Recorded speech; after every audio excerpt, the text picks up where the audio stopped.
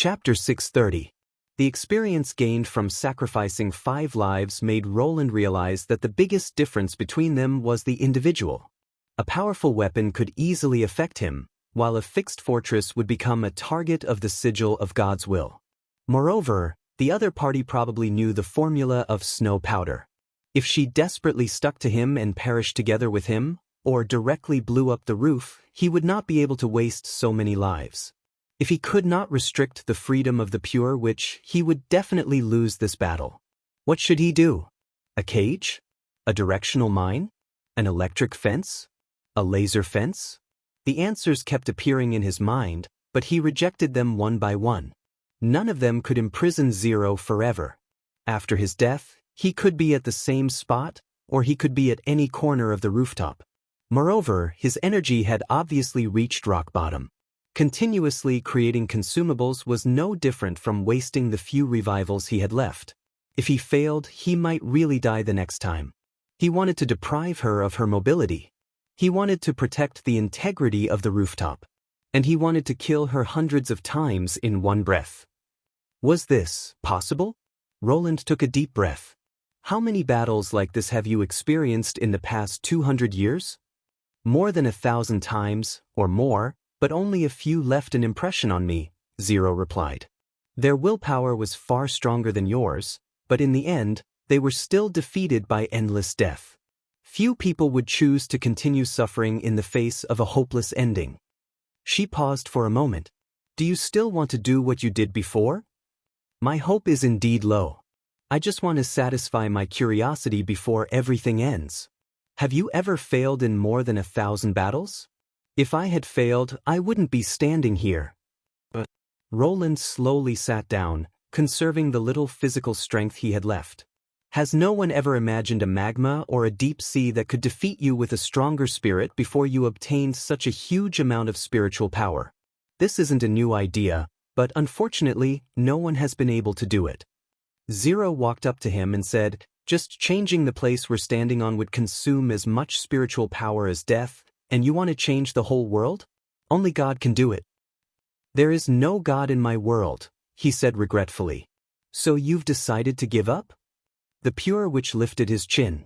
Then surrender to me and belong to me. I'm sorry, Roland smiled and held Zero's shoulders with both hands. He then gave her a gentle push and said, I want to try again. Zero stood up and pulled out her weapon, only to find that the distance between them was constantly widening. Her expression changed and she wanted to rush over, but she soon noticed that no matter how hard she tried, she could not move forward. Even if she ran at full speed, her body was still sliding backward. Zero lowered her head. The rooftop floor under her feet had become as smooth as a mirror. However, contrary to her common sense, even though the ground was so slippery, she did not slip. No matter what it did, its body remained motionless, as if it was nailed to the ground. It seems that your amazing mobility is no longer useful, Roland said. Without the support of friction, even a monster like you can't move forward. What did you do? Zero crouched down and tried to use her hands and feet, but she couldn't slow down or change direction. 09 small say net. I just made a small change to the battlefield. He changed to a more comfortable sitting position.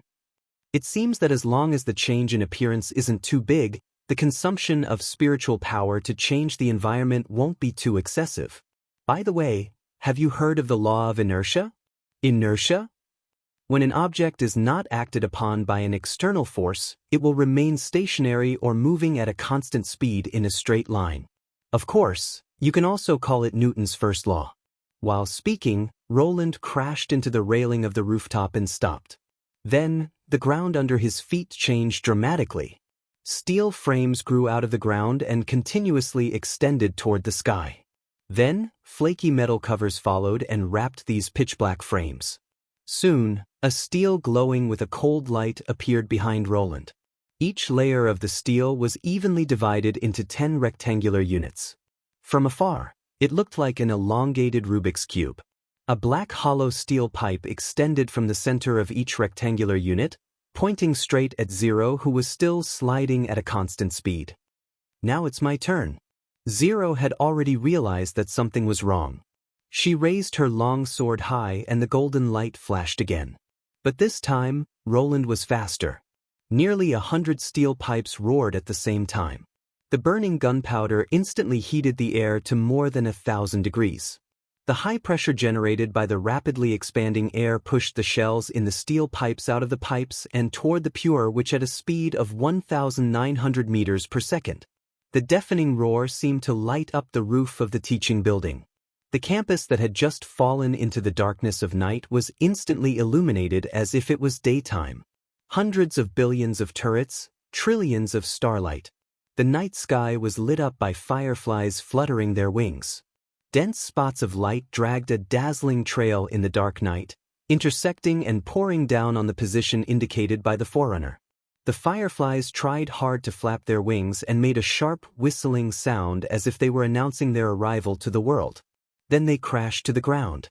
At that moment, the light of the fireflies was magnified tens of thousands of times. Their bodies turned into scorching fragments and scattered in all directions. Accompanied by this dazzling light was a tearing explosion that echoed with the whistling sound in the sky. However, Roland could no longer hear this sonata of metal and gunpowder. When the black square stones spouted the first flame, his eardrums had already been shattered by the high-pitched sound waves. The huge gun barrels roared under him and the hot air made his cheeks hurt, but he was extremely carefree.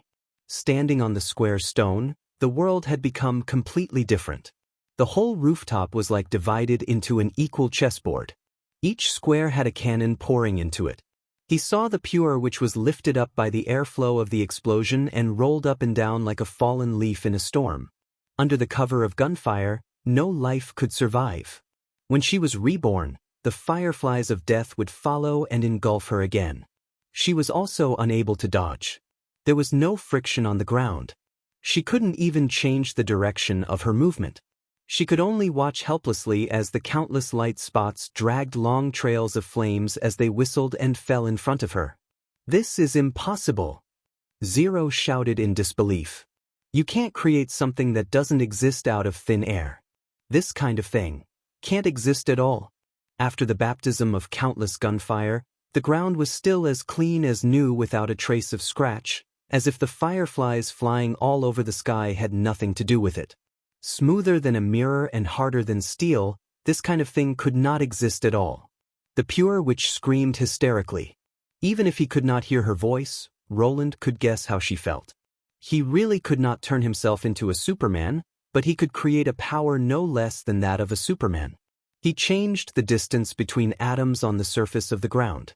The atoms relied on strong interaction to stick close to each other, like soldiers lined up in a neat row. Such a surface was almost absolutely smooth and had incredible strength. The diamond structure of the tetrahedron was as soft as water in front of it. Zero's movement was completely confined.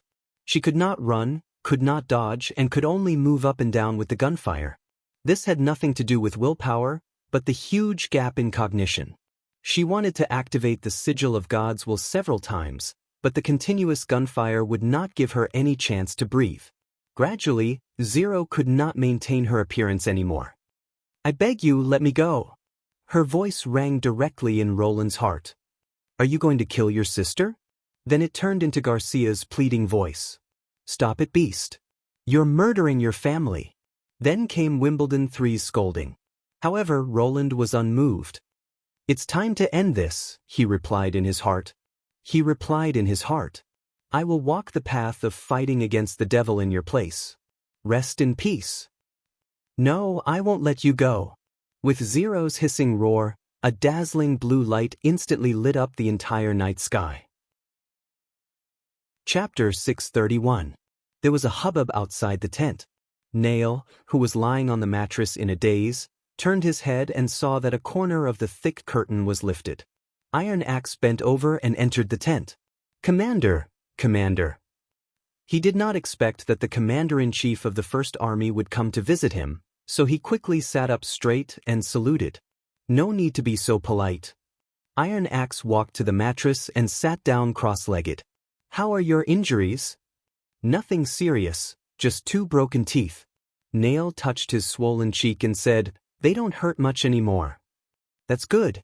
Iron Axe nodded. Miss Nana has been very busy these days. Those with light injuries can only rely on themselves for the time being. When the rescue is over, you can apply to Baron Pine for tooth repair. The First Army will pay for it. I can totally understand. She doesn't need to bother her with such a small injury. After all, Miss Nana has been working hard. Nail paused for a moment and said, I don't know if Hound. Hound was the one who had grabbed his teammate's spear and knocked him out with the butt of the spear. He still remembered vividly the scene of Hound aiming at him with the spear. Don't worry, he's fine. Iron Axe comforted him. The moment he raised his spear, he was knocked down by the security team. Besides, he didn't attack his teammate voluntarily, but was forced by the ability of a pure witch, so he won't be punished. Now he has returned to the team to participate in the training. Really? Nail sighed with relief. At that time, I thought I was going to die.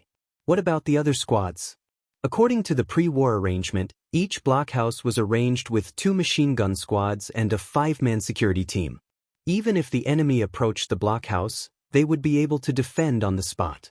Except for 2 or 3 people in the squad who were responsible for carrying ammunition, the others were all wearing God's stones of retaliation. They had thought that this method was foolproof, but they did not expect that there would be a mistake. There were more or less such accidents.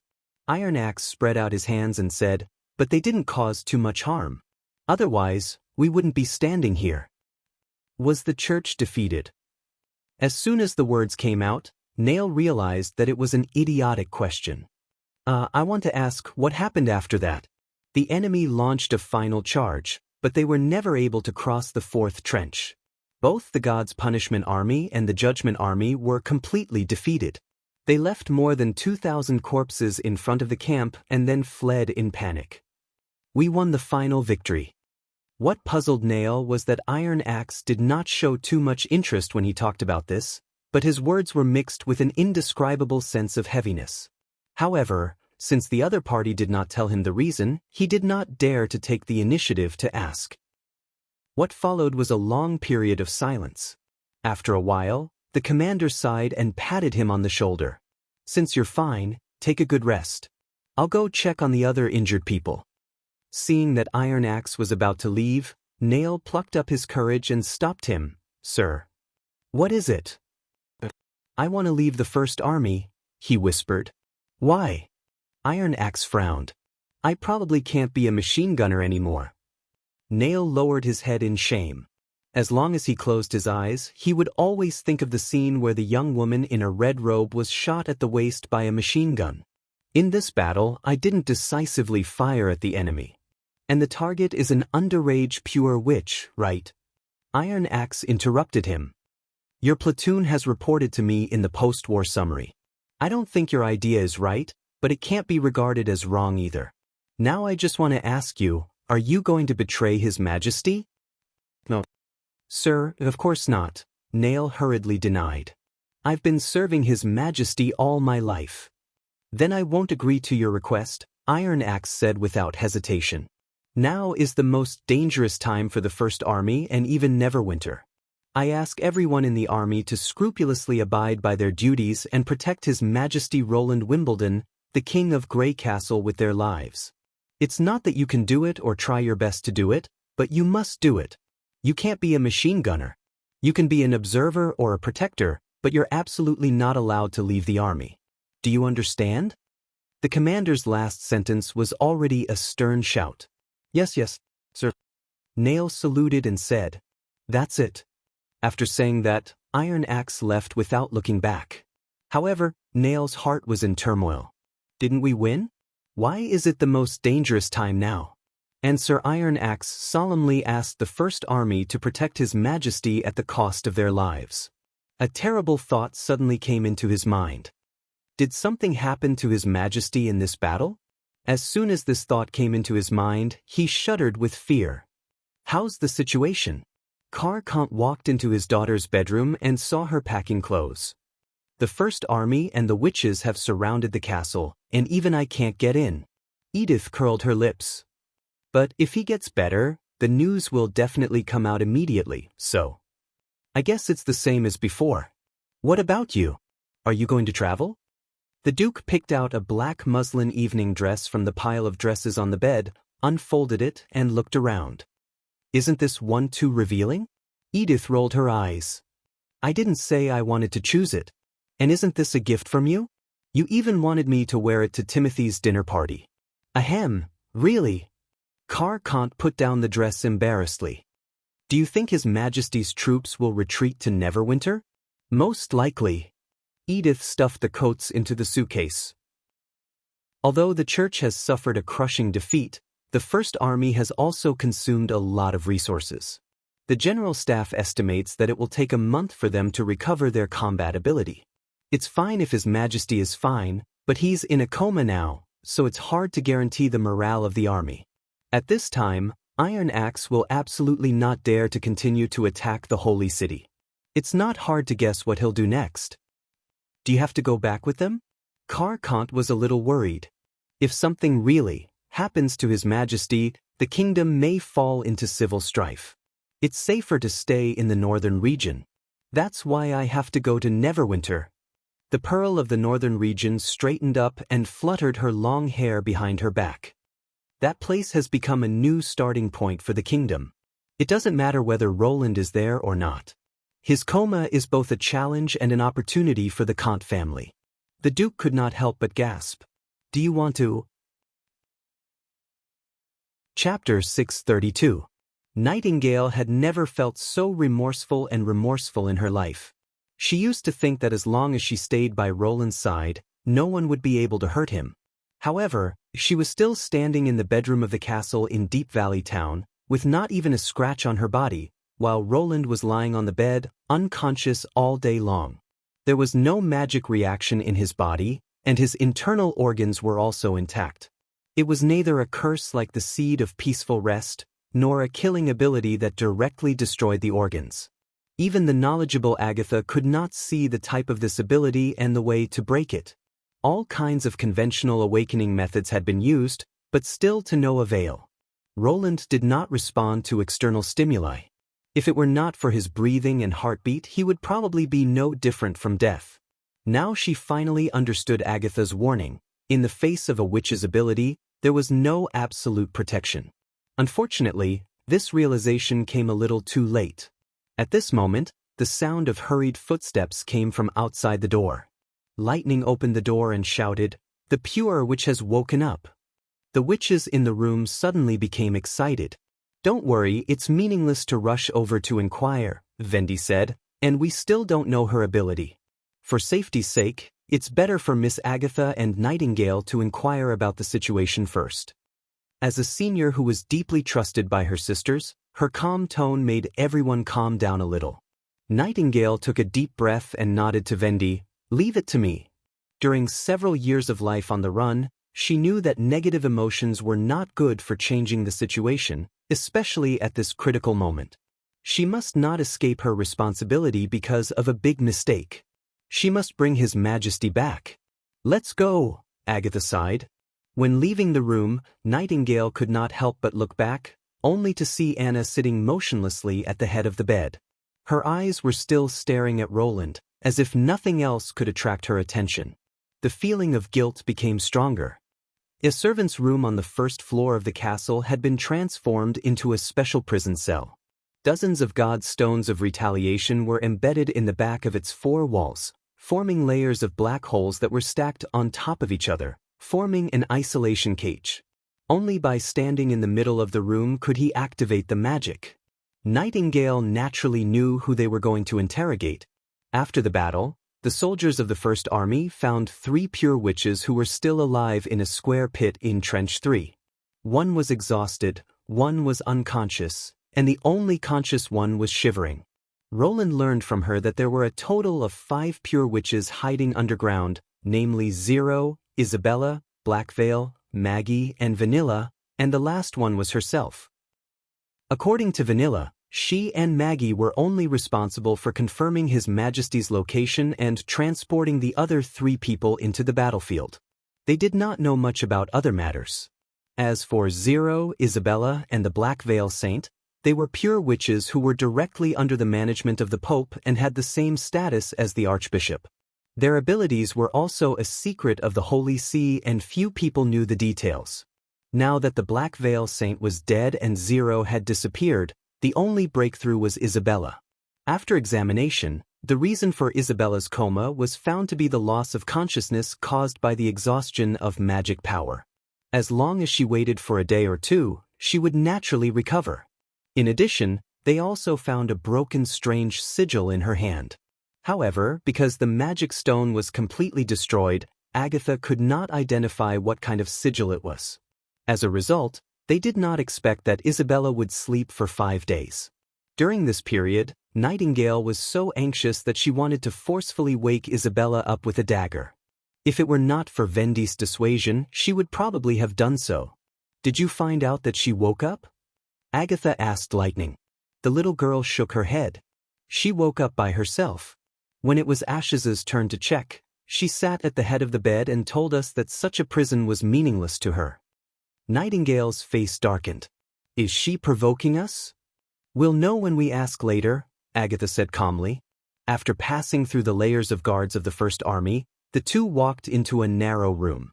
There were no windows in the room, and a pine resin torch hung high above their heads emitted a dim yellow light. Aside from a vertical wooden bed and a short table, there was nothing else in the room. The pure witch sat motionlessly at the head of the bed. Her curly hair hanging over her shoulders was reflected in the light of the fire, and she was still wearing the priest's robe stained with blood. The dust on her face had solidified into yellow spots. It seems that Zero has completely failed. Before Nightingale could open her mouth to ask, the pure witch took the initiative to break the silence. "She has never been able to become God's favorite." "God's favorite?" Nightingale sneered. "Don't worry, I'll tell you everything I know." Isabella sighed softly as if she did not hear the sarcasm in her words. "I'll be at your disposal." The pure witch's attitude startled Nightingale, because she could tell that the pure witch's words were sincere. But it was too late for her to admit defeat. "Didn't you previously claim that this cage can't hold you? Now you've decided to accept your fate?" "My ability is to eliminate the effect of God's stone of retaliation. As long as there's space, no matter how many God's stones there are, it doesn't matter," Isabella said slowly. "But other than that, I can neither penetrate walls nor burrow into the ground, so you don't need to prepare such a special room for me." "Your ability can affect God's stones?" Agatha asked in surprise. "They look like bottomless black holes, but yes," Isabella said frankly, "I can eliminate them." "You mean that the God's stone worn by His Majesty became ineffective because of you?" Nightingale clenched her hands into fists. "I had no other choice at that time. Zero has been blinded by God. She firmly believes that only one of us can receive God's smile." Agatha pressed her hand calmly. "Is it Zero who made His Majesty fall into a coma? What's her ability?" "Fall into a coma?" Isabella frowned slightly. "The outcome of the soul battlefield should be decided in an instant. If Roland didn't turn into Zero on the spot, it means that Zero's devouring failed. Is it because he can't bear such a huge amount of memory that he can't wake up?" Nightingale and Agatha looked at each other. The soul battlefield? Chapter 633. After listening to Isabella's description of the soul battlefield, Nightingale's heart gradually sank to the bottom. "You mean you don't know how to wake His Majesty up?" She shook her head. "There's no precedent for this, so I really can't solve it. However, when Zero swallowed Garcia, he was in a trance for a while. At that time, she explained that she found something interesting in Zero's memory, so it took a lot of effort. Zero's life is more complicated than anyone else's, so I guess it will take longer for Roland to accept this part of the memory. But as long as he's still alive, he should wake up naturally." Nightingale could not judge whether the content was true or not, but she could tell that Isabella was not lying. At least, these guesses were from the bottom of the pure witch's heart. But she also knew that the situation was not optimistic at all. Between the memory of serving the church for more than 200 years and His Majesty's 20 years as a prince, which one would become the dominant one? Would Roland be lost in the complicated memory and never wake up? To say the least, if he really accepted all of Zero's memory and woke up, would he still be Roland Wimbledon, Prince Roland of Greycastle, and the person she longed for? Nightingale could hardly control her state of mind due to the turbulent thoughts. At this moment, she also understood why Vendy had asked Agatha to come with her. "Let's talk about the church," Agatha said after a moment of silence. "How much do you know about the predecessor of the church, the Union?" "I basically know everything that Zero knows," Isabella replied cooperatively. "Do you still doubt the content of those letters? Since Zero took over the position of Pope, all pure witches recognized by the pivotal secret agency can enter the library and read the covered history of 400 years ago. The records about the witch empire and the demons in the letters are all true. If it's just the information in the letters, it's of no value to us." Agatha smiled slightly. "The witch empire is history in your eyes, but in my eyes, it's part of life. I'm a witch of the Union." This time, it was Isabella's turn to be surprised. "What did you say?" "I came from the holy city of Tequila more than 400 years ago. I witnessed the destruction of the holy city with my own eyes. The devils are not rare, they still occupy most of the Land of Dawn territory. There is a devil's town west of Greycastle in the concealing forest and at the end of the Redwater River. Roland has already fought with them." The pure witch stood rooted to the ground, speechless for a long time. "It's only a matter of time before we start a war with the demons. We all know that the battle of divine will is coming soon. If it weren't for the church's insistence, Roland wouldn't have chosen this decisive battle to get rid of future troubles." Agatha paused. "What I want to know is, how did the Union transform into a church?" "Well," after a while, Isabella came to her senses. "The history books mentioned that during the escape, a civil war broke out in the northwest side of the impassable mountain range. The cause of the war wasn't mentioned in detail, but it was known that the Union was split into two groups. One group was led by the Tequila witches and entered the maze ruins in the mountains. The other group was led by the witches of Starfall City. They inherited the will of Lady Alice and continued to move north. They settled under the Hermes Plateau and became the current church." "A civil war during the escape?" Agatha frowned. "That's suicide." The writer of the history books also thought so. The Union suffered heavy losses in the Civil War. Not only did they lose 2 Transcendents, but they were also completely separated from the migration team composed of mortals. By the time the northward group arrived at their destination, most of the mortals had already fled. Isabella sighed. As for the subsequent War of Faith, it was just to hunt and kill those non-combat witches who didn't belong to Starfall City. Only in this way could the church bury the past completely. Bury the past to make it easier to hunt witches and create a mindless God's punishment army? Nightingale said coldly. "You're all crazy. If it weren't for this civil war, the 4 kingdoms wouldn't have broken away from the Union's control in the first place, and the number of God's punishment army would be far more than what it is now," Isabella said calmly. "Of course, now that Roland Wimbledon has a better idea, the holy city of Hermes naturally doesn't need to exist anymore." "You don't seem to have any nostalgia for the church," Nightingale said sarcastically. "As long as we can defeat the demons, I don't care who's in charge of the continent. This is also the original intention of the Union." She closed her eyes. Although Zero is very crazy, her belief in fighting against the demons is stronger than most people's. This is also the reason why I chose to help her this time. Hearing this, Nightingale could not help but pull out her dagger. "If killing her can wake up Roland, I'll never stop you," Agatha said softly. After a while, she reluctantly sheathed the dagger. "By the way, there's one more thing I have to tell you."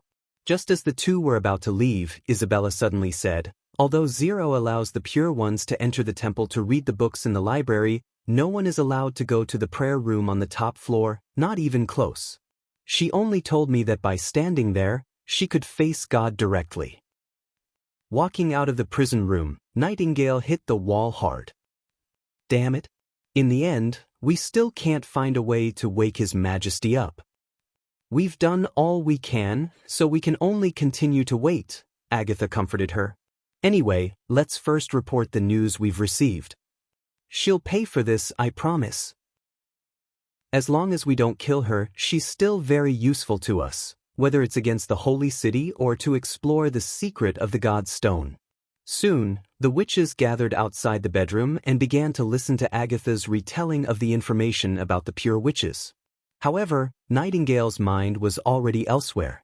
She quietly retreated to the corner, unfolded the mist, and went into Roland's bedroom. In the quiet room, Anna was the only one left besides her. Nightingale slowly walked to the bedside and saw Anna holding Roland's right hand and whispering something. She had to hold her breath in order to hear the whispers of the other party. Do you remember what I said to you? If you die, I'll take those who are willing to follow you to Sleeping Island and fight against the church to the end. But you're still alive. You're just sleeping. So I'll keep waiting. Whether it's for a day, a year, or a lifetime, as long as you're still breathing, I'll always be by your side. Rest in peace. I'll take good care of you. Nightingale felt her heart tighten. This kind of heart-wrenching pain was even more unbearable than a physical injury. She couldn't help but bend down and tightly cover her chest. Chapter 634. The light pierced the darkness. After his blurred vision adapted to the light source, the first thing he saw was a snow-white ceiling.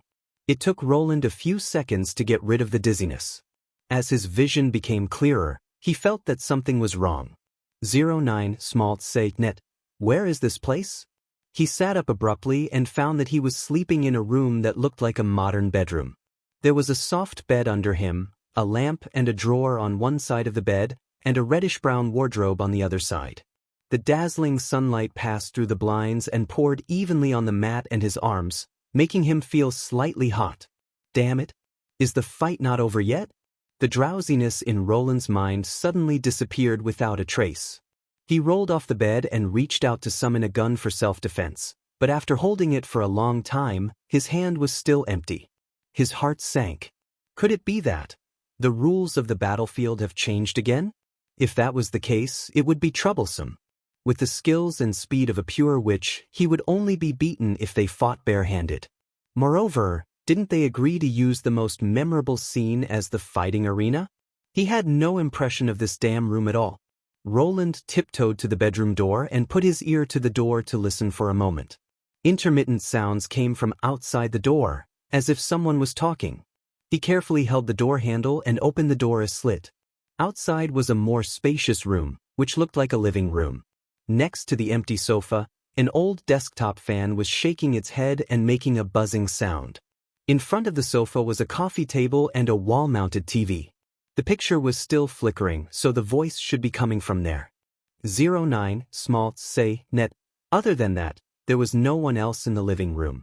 Isn't this situation a little too strange? Roland took a deep breath and slowly walked into the living room. The red ribbon tied to the fan cover was fluttering in the wind, and the cool breeze made him feel refreshed. Only then did he notice that the room was a little stuffy, and the constant chirping of cicadas outside the window meant that the world was in the middle of summer. There were a few magazines scattered on the sofa. Roland picked one up and flipped through it. The content was about fashion news and horoscope divination. The style was very immature, as if it was meant for a hairless girl. His brow furrowed even deeper. Regardless of whether it was his previous life or this life, he would never buy such a book. Clearly, this room did not belong to him. At this moment, the news on the television attracted Roland's attention. Yesterday evening, an unknown explosion occurred in the city's university. A teaching building was destroyed. From the photos sent back from the scene, it can be seen that the entire roof of the building has collapsed. There are scattered glass shards all over the ground. What caused all this? Now let's contact the reporters on the scene. He could not help but open his mouth wide, almost unable to believe his eyes. Good afternoon, everyone. I am now next to the teaching building where the explosion occurred.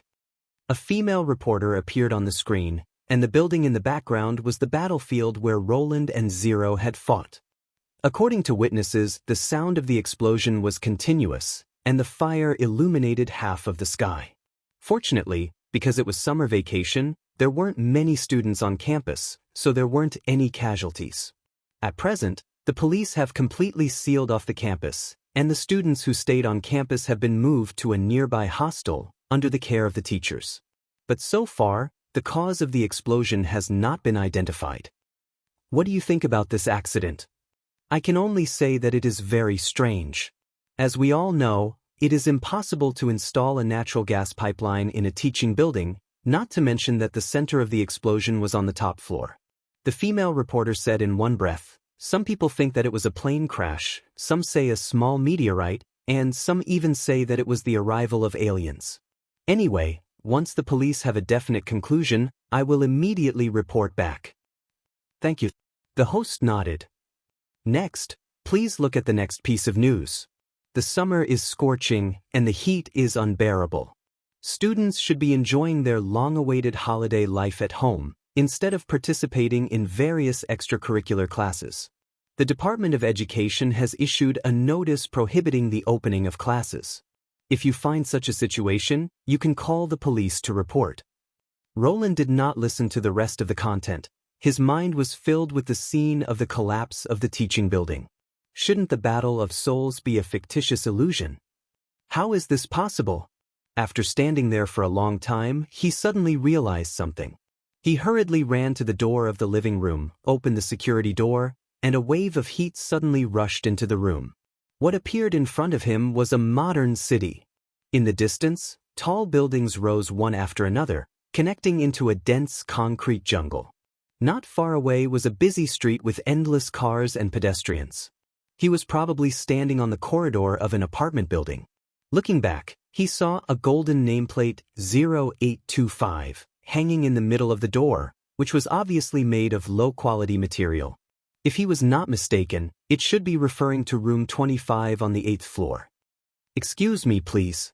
Don't block the corridor, okay?" Roland was slightly stunned. He turned his head and found that the door of his neighbor's room had been opened, and a middle-aged woman was staring at him impatiently. When he turned his body sideways, the woman snorted and walked past him. At the same time, a strong smell of inferior perfume floated into his nose. "Really, not only do you not work in the daytime, but you also run around in a singlet and underpants. Don't you feel ashamed at your age?" The woman seemed to be talking to herself, and her voice just floated into Roland's ears. This skill was very handy for them.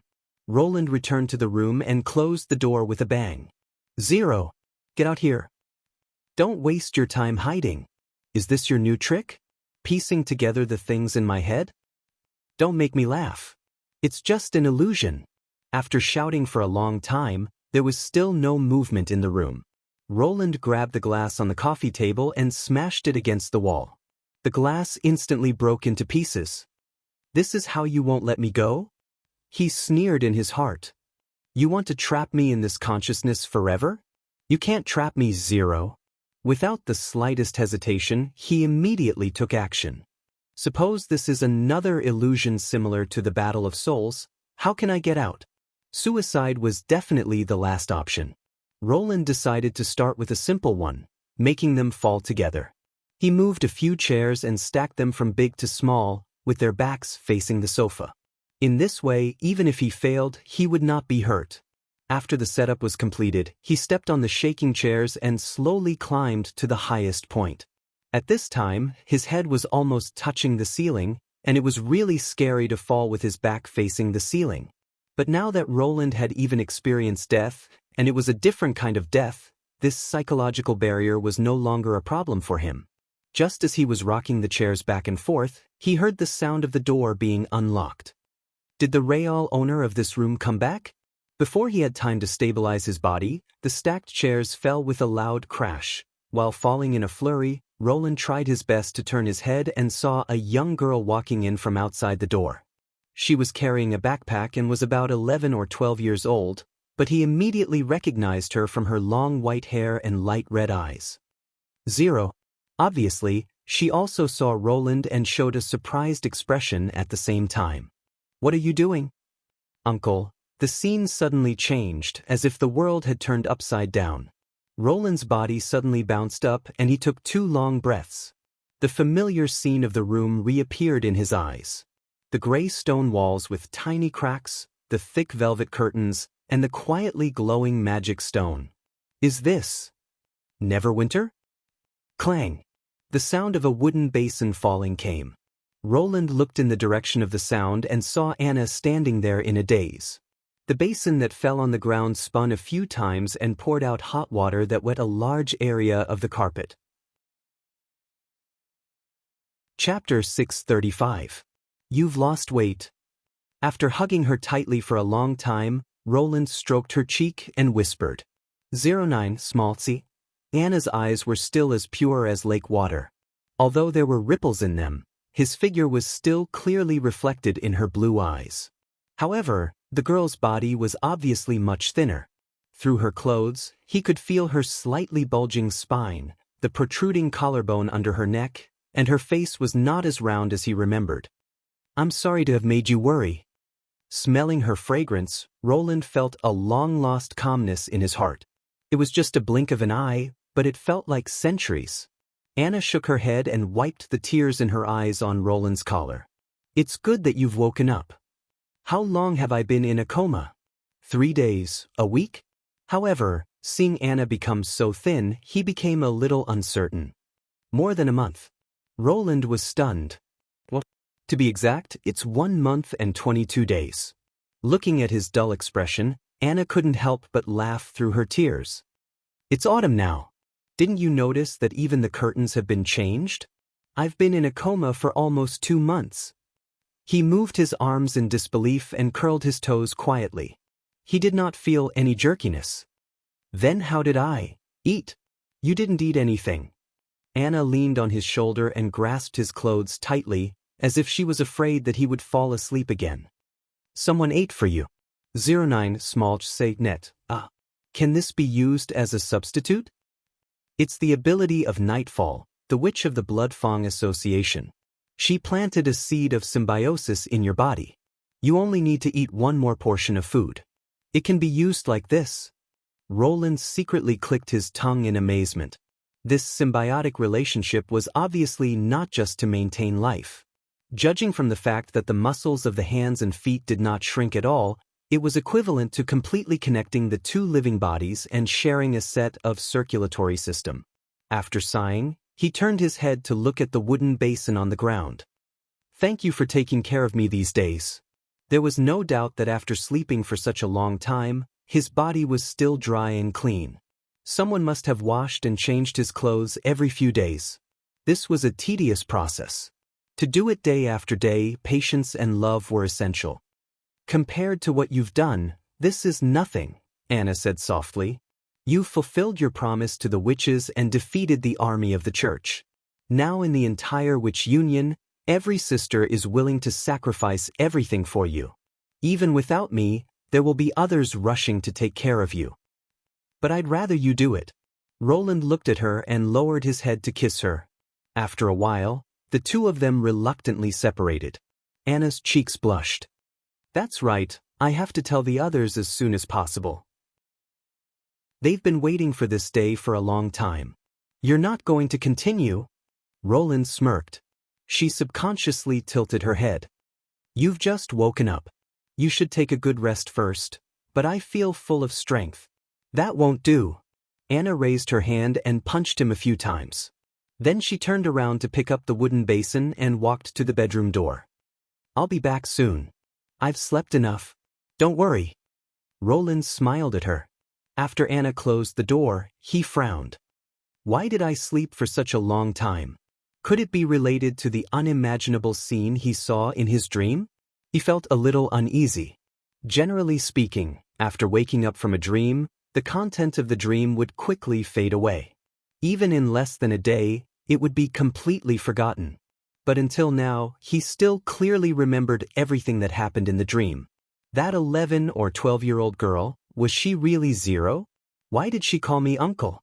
Furthermore, his shocked expression didn't seem to be an act. The more Roland thought about it, the more he felt that there were more than 1 or 2 strange things. The city in the dream was definitely not the place where he lived in his previous life. The school that appeared on TV was the best proof. The university should be built on a mountain and was part of the scenic area. No high-rise buildings were allowed to be built around the school district. But in the background of the news, he could see the gray skyline formed by skyscrapers. There was also something wrong with the apartment building.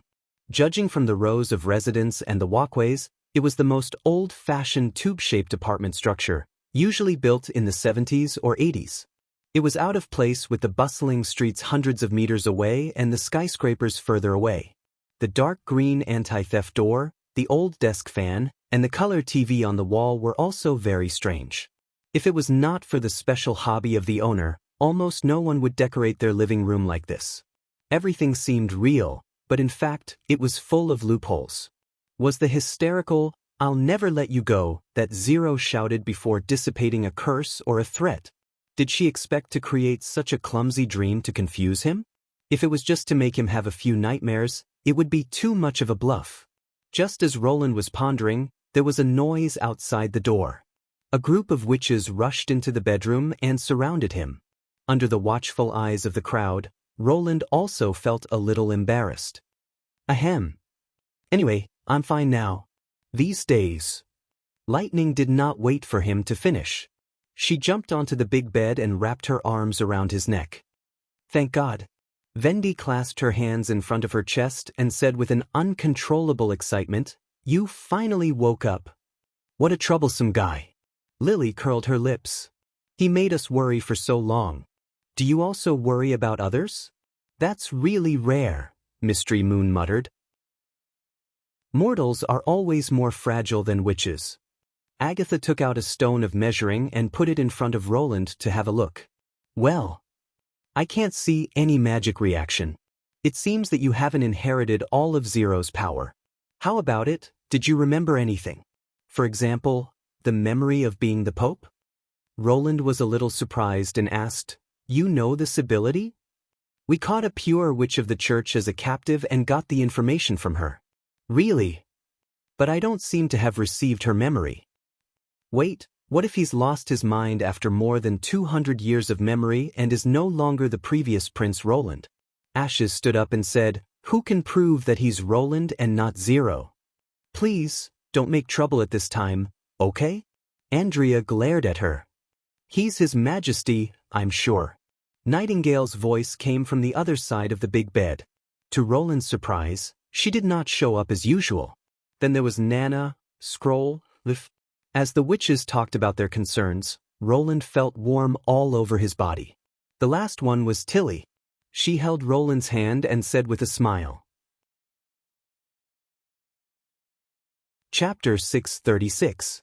An hour later, Roland finally figured out what had happened during the month he was in a coma. The church had undoubtedly suffered a heavy blow. The God's Punishment Army was almost wiped out, and more than half of the Judgment Army was annihilated. Many of the 2,000 people who had escaped had taken the pill of madness, so it was only a matter of time before they were corroded by magic power.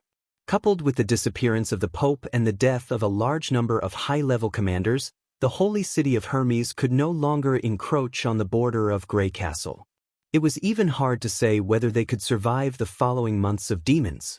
However, the First Army also suffered heavy losses. The main reason was the Black Veil Witch's surprise attack.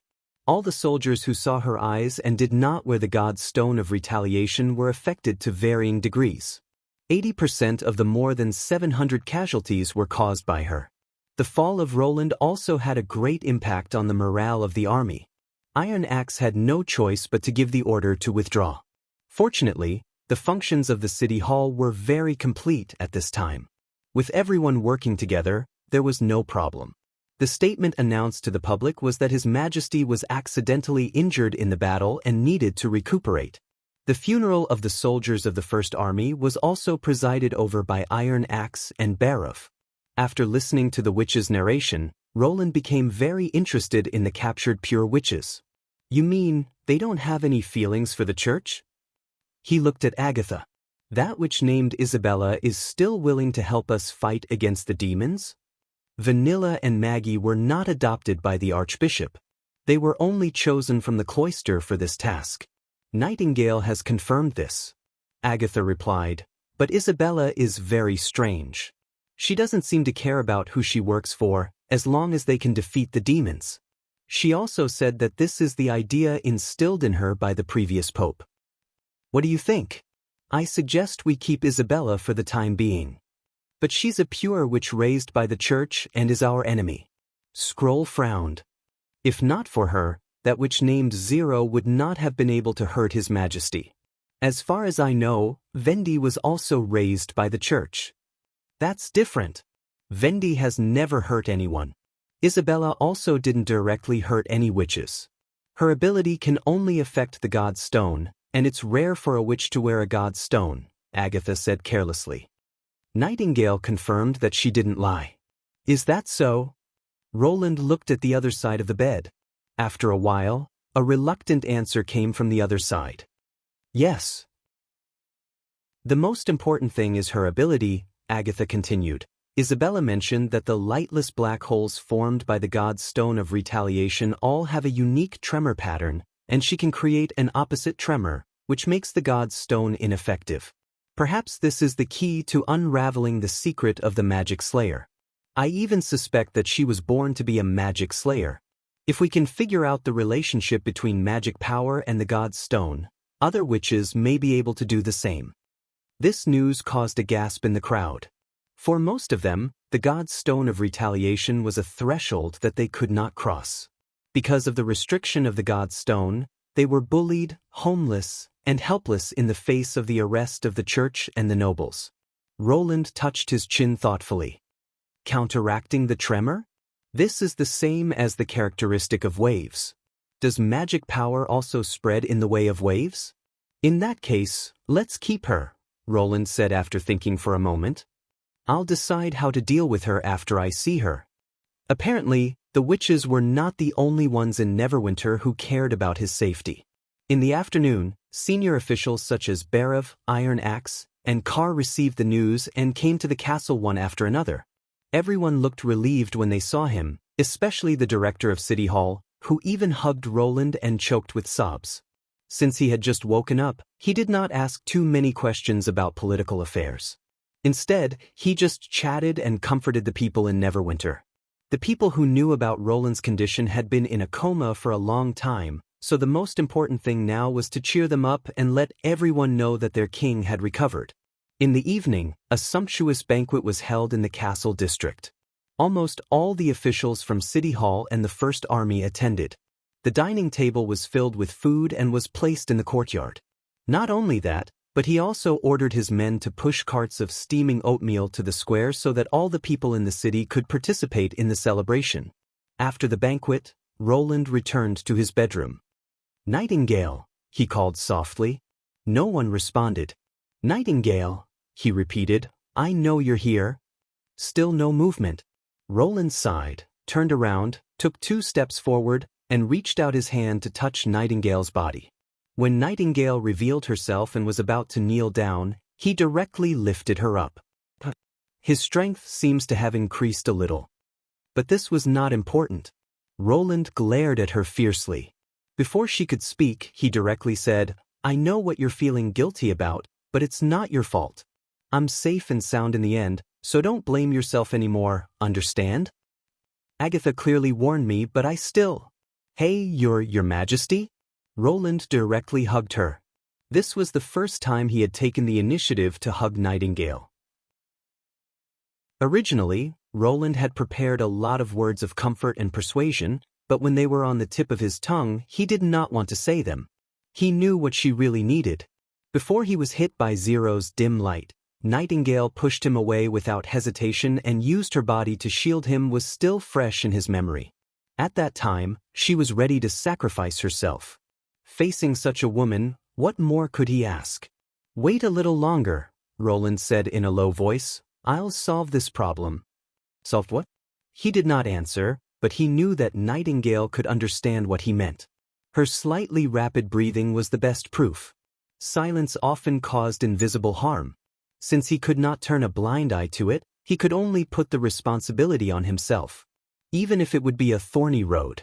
Then Nightingale's whole body relaxed. When the pressure was gone, her expression became firm again. When a person is in a vulnerable state, all he needs is a promise. Hope was meaningful. "I'll wait," she sobbed. Although she was crying, there was not a trace of sadness. The moist and warm touch filled Roland's heart. After seeing Nightingale off, he slept very soundly that night. When he opened his eyes, the snow-white ceiling appeared in front of him again. It's this poor dream again. Since he already knew the way to escape, he was much calmer this time. Rubbing the back of his head that was faintly aching, he walked out of the room and saw the white-haired girl coming out of the kitchen with a plate. Chapter 637. Zero. Roland asked tentatively. She rolled her eyes, bent over to put the plate on the coffee table, and then sat down cross-legged. "What are you doing there? Aren't you going to have breakfast?" The little girl's voice was soft and immature. Her figure was slender and she wore a light blue dress with white stockings. Her feet were almost the size of his palm. She was completely different from the crazy Pure Witch who clamored that she would never let him go. But since she did not deny this name, it meant that she admitted that she was Zero. "What should I do? Kill her? Now that she has the body of a little girl, it is impossible for her to tear me apart with her bare hands like an extraordinary, right?" Roland first went into the kitchen, took a fruit knife from the knife rack and hid it at his waist, and then slowly walked to the coffee table. He saw a fried egg and 2 fried dough sticks on his plate, well, one more than hers. The outer ring of the egg was golden, the edges were slightly burnt, and the egg white in the middle was slightly swollen, revealing a touch of orange. Obviously, it was a perfect flowing egg. Zero skillfully picked up her chopsticks and quickly stuffed her fried egg into her mouth. She then grabbed a fried dough stick and began to gnaw on it. "What were you doing yesterday? Were there cockroaches on the ceiling?" "No. I thought it was a little dirty, so I wanted to wipe it." Roland casually made up an excuse. "Really?" She looked up at the ceiling. "Didn't you know how to use a cloth hanging from a clothes fork to wipe it? It didn't work well, but it's finally clean now." He coughed twice. "Did you do this? Uncle, is your head all right?" Zero finally showed a worried look. "Haven't I been the one to do everything since I came here?" "Since I came here? Then where were you before?" Roland opened his mouth, but finally did not ask. Obviously, if he continued asking, she would suspect his identity. Zero quickly finished her breakfast and put her hand in front of him. "Money to buy groceries." "Ah. There are almost no groceries in the fridge. I have to go to the market today. How can I buy groceries without money?" A junior high school student actually knows this?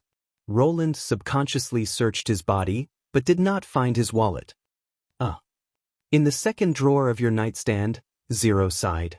He went back to his bedroom and found a shriveled wallet in a drawer. He opened it and saw that there were only $300 and a few lottery tickets. "How much do you want?" Roland returned to the living room. 20. "I can't carry any more than that." Roland didn't feel bad spending other people's money, so he handed her a 50 yuan bill. "Save the extra for next time." Zero looked at him strangely and put the money into her purse. "Your hand?" Roland noticed that there were 2 band-aids wrapped around the man's fingers. "I pricked myself when I was picking up glass shards." "It's nothing serious. Of course, it would be better if you didn't throw things around." She shrugged, picked up her bag and walked towards the door. "I'm going to school. I won't be back in the afternoon. You can wash the dishes." "Wait, isn't it summer vacation now?" "Of course it's tutoring." Zero put on her shoes and poked her head out from behind the door. "Uncle, if your head still hurts, you should go to the hospital. Don't do this kind of stupid thing again." After half a minute, Roland walked out of room 0825, leaned over the railing and looked down.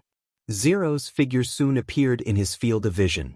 Her white hair was always particularly eye-catching, but the passers-by seemed to be used to it. No one turned around to look at her. She waited downstairs for a while until the other 2 silly girls with backpacks ran up to her. Then the 3 of them disappeared into the alley together. Did she make friends here? Roland rubbed his forehead. This dream is too absurd. What should I do next? Should I follow her? He didn't believe that Zero could really simulate a complete city. Just as Roland turned around to look for the key in his room, his body suddenly stiffened and he stood still. He saw a pretty woman walking towards him. She had long, light gray hair and raised eyebrows. Her lips and nose were somewhat similar to Tilly's, but she had a coldness and arrogance that kept people thousands of miles away. He had never seen her before, but the memory in Prince Roland's mind clearly told him that she was his sister, Princess Garcia of Grey Castle. Garcia Wimbledon. Roland subconsciously reached for the fruit knife at his waist. Get out of the way. The woman showed a disgusted expression. I want to go over. You don't know me? He was greatly surprised. The woman sneered. Why should I know you? You dyed your hair the same color as mine, and you want to get close to me? Roland stared at her and slowly stepped aside. You're Garcia, right? The woman's face became gloomy. Although I don't know where you heard my name, I warn you, you'll suffer if you keep pestering me. She stretched out her right hand and clasped her fingers one by one. Her joints made a cracking sound as if she had been trained in fighting. When she returned to her room and slammed the door shut, Roland pretended to stroll around and walked over to take a look. The room number was 0827, and it was next door. Looking at the security doors lined up along the walkway further away, he suddenly had a horrifying thought. How many residents are there in this apartment building? Anyway, the length of the public corridor is amazing. I can't even see the end of the corridor when I stand in front of the door of room 27. Once this thought arose, it was difficult to suppress it. He returned to his room as fast as he could and found the key. After confirming that the door could be opened, he locked the door and ran toward the increasing number of rooms. The corridor under his feet was as long as a 400-meter-long straight track. Panting, Roland came to the end of the corridor near the stairwell. The last room number was 0899. This is incredible. Who would put nearly 100 apartments in one floor of a tube-shaped apartment building? According to the style of the 70s and 80s, a row of more than 10 apartments is already considered a large scale. Roland then climbed up the stairs.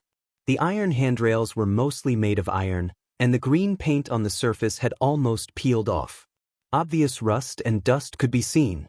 Numerous small advertisements were pasted in the corridor, revealing the distinctive characteristics of the times. This kind of psoriasis should have disappeared in the big cities long ago. The top floor was the 22nd floor.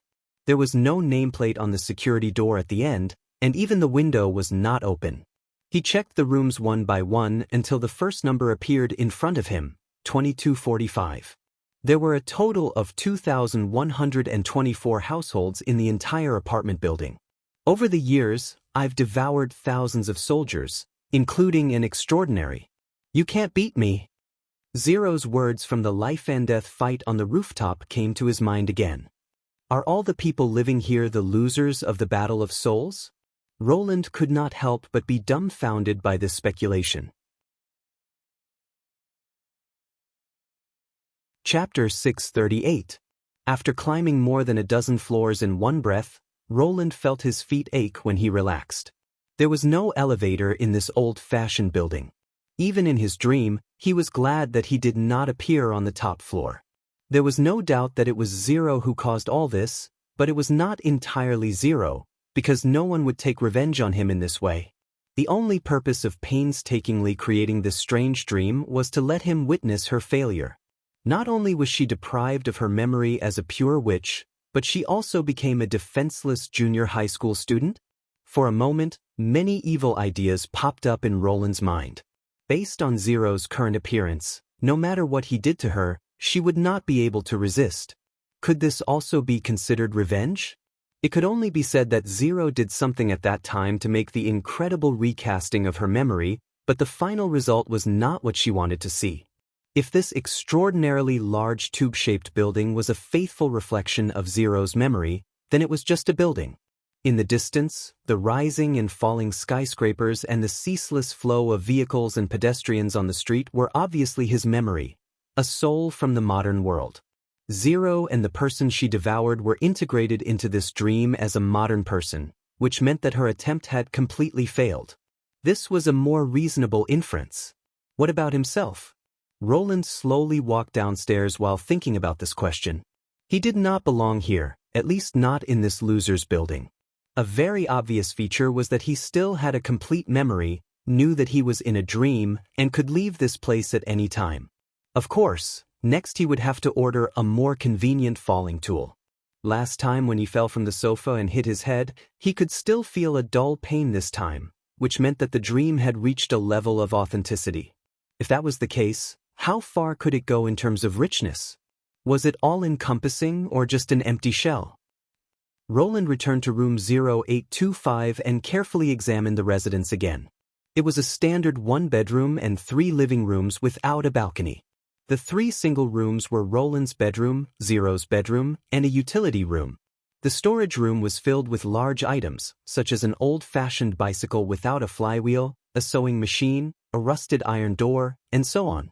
They probably wouldn't be worth much even if they were sold as scrap. Roland then walked to the door of Zero's bedroom. There was an obvious notice on the door, "No unauthorized entry." However, this kind of warning was nothing to Roland. He unceremoniously pushed open the door, and a faint fragrance floated into his nose. In the small room, the furniture was arranged neatly. Even the bed was folded. The clean table and floor were spotless. It was hard to believe that a middle school student could do this. After Roland walked around, his eyes were quickly attracted by a cartoon diary placed at the corner of the desk. She actually had the habit of keeping a diary? This was a good opportunity to learn more about Zero's past. For him, peeking at a little girl's diary in his dream did not give him any psychological pressure. Roland picked up the pink book and found a plastic lock on the side. However, this kind of thing was not difficult for him at all. The function of the plastic lock was to increase the psychological comfort of the child, and it had no function to prevent peeking. Roland found 2 toothpicks, inserted them into the keyhole, and picked the lock after a while. He turned to the first page. Although the handwriting on the paper was immature, there were few ink spots and alterations. Obviously, she was quite serious when writing these things. February 16th, because the school moved, I was sent to a different family. The owner is called Roland, an uncle who is not very particular. He works in a bar and often sleeps during the day, goes out at night, and comes back in the early hours of the morning. He always has an unpleasant smell of alcohol on him. I really don't want to live here, but my family says that he asks for the least boarding fee and food. They don't allow me to say one more word, or they will send me to the countryside. What the hell is this background? Roland could not help but grit his teeth. Ever since he was young, the number of times he went to a bar could be counted on one hand, not to mention working there. But the dream itself was an unreasonable place. It often spliced many unrelated fragments together, and it didn't feel strange at all in the dream. Thinking of this, he could not be bothered to argue with the dream. February 27th, school started. Uncle Roland seems to have lost his job. He looks very dispirited. His dinner became instant noodles, and I had to buy them. March 2nd, recently all my pocket money has been spent on instant noodles. This can't go on. The magazine said that 12 years old is the period when the body is growing, and we must ensure adequate nutrition. I have to negotiate with my uncle. If I get beaten up, I will endure it. I don't want to go to the countryside. March 3rd, he agreed to my proposal. That's great. Every month he gives me a portion of my living expenses to buy fresh food. However, as long as I am not at school, I have to make all 3 meals. Who is taking care of who? Why do I feel that he should give me a higher salary? Whatever, I often have to do these things at home anyway. I'm used to it. June 8th, after coming to the new city for 3 months, I have gradually adapted here. I have made many friends and my grades are the best in my class. Although Uncle Roland is very careless and always slovenly, he is actually not a bad person. At least he has never beaten me. Unfortunately, he still has not found a job. It looks like he is about to give up. This is not a good sign. It is impossible to support him and me with the living expenses from home alone. I have to think of a way to help him. June 22nd, it is so hard to earn money. I drew some cartoons and sold them to my classmates in cram school. In the end, I only earned 15 yuan. This is not even enough for 2 days of food. Right, was my tone with my uncle a little too casual recently? After all, he is an adult. It is a little rude, but I can't help it. Is this the rebellious phase? June 25th, God, I was scared to death today.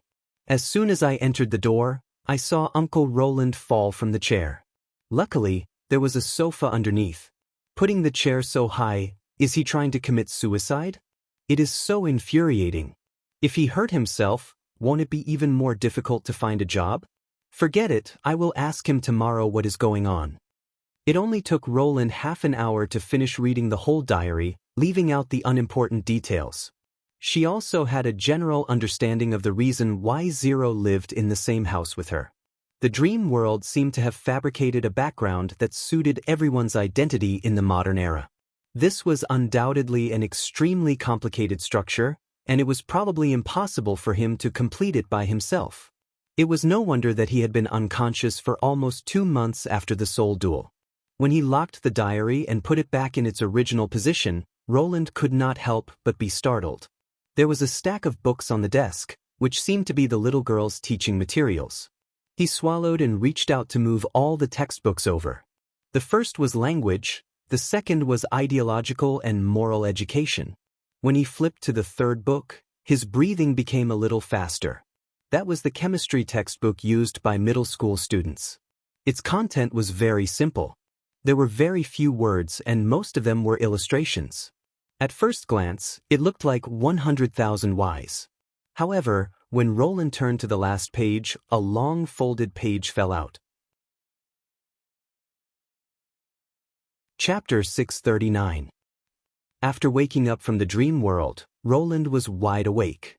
He jumped out of bed excitedly, put on his coat, and went to his office.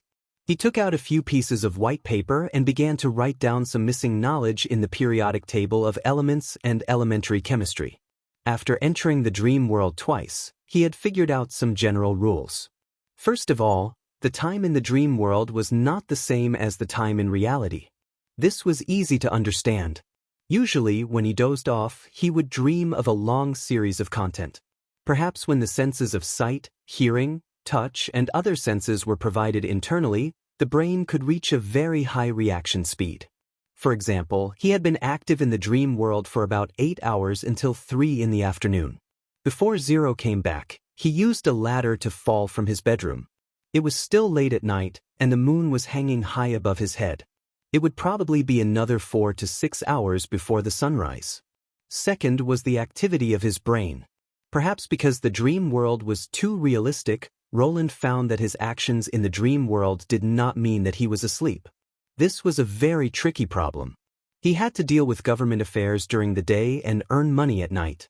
How could he be busy for 24 hours a day?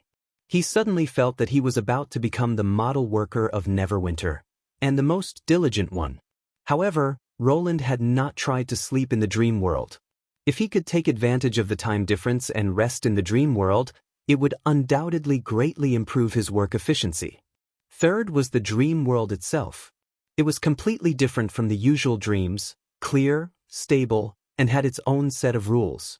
Without a doubt, this was partly caused by Zero. She had made the dream world into a new world, and Roland only knew a little about it. Did it have a boundary? What fragments did it integrate? How much buried or even forgotten information could he find in it? After waiting for dawn, Roland had breakfast and summoned all the department heads of City Hall to the castle's reception hall.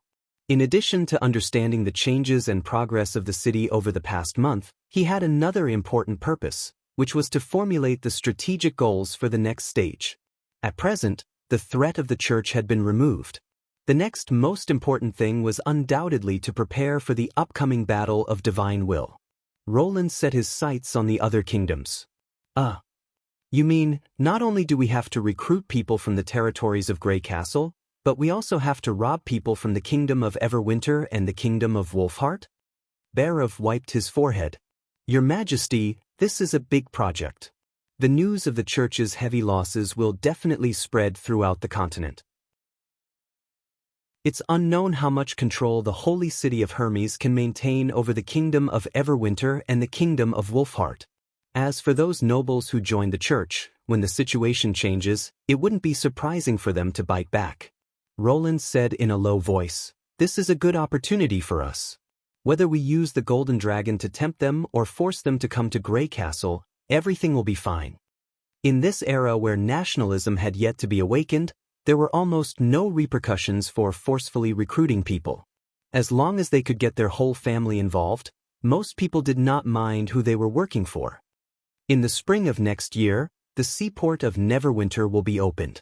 What you need to do is to formulate a recruitment plan, rent ships from the sea merchants of the fjords, and properly settle the people.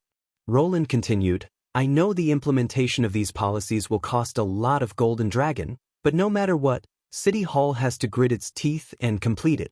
Everyone here knows that the church is not the kingdom's ultimate enemy. This rapid population expansion plan seemed complicated and huge, but many of the details had already been rehearsed by City Hall. For example, for City Hall, who had sent emissary delegations to the Southern Territory and the Eastern region many times to recruit people, it was not a difficult task. As for the settlement part, City Hall had a complete set of regulations and rich experience.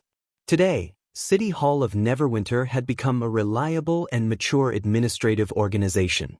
The only part that he had not practiced was the shipping part. He planned to contact Thunder and Marjorie's Chamber of Commerce to help him complete it. By the way, to lighten your burden, I'll officially hire Miss Edith Kant to join City Hall as your adjutant. Roland paused. Whether it's in the Battle of Coldwind Ridge or in her performance in the advisor department, her ability is impeccable.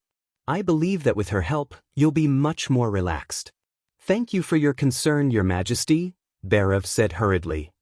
But I can also do this alone. I've already decided, Roland interrupted the director. Just do as I say. Then he looked at Scroll and said, Education is also the focus of the next stage. How's the training of intermediate teachers going? So far, only Philin has passed the intermediate examination. Scroll shook her head.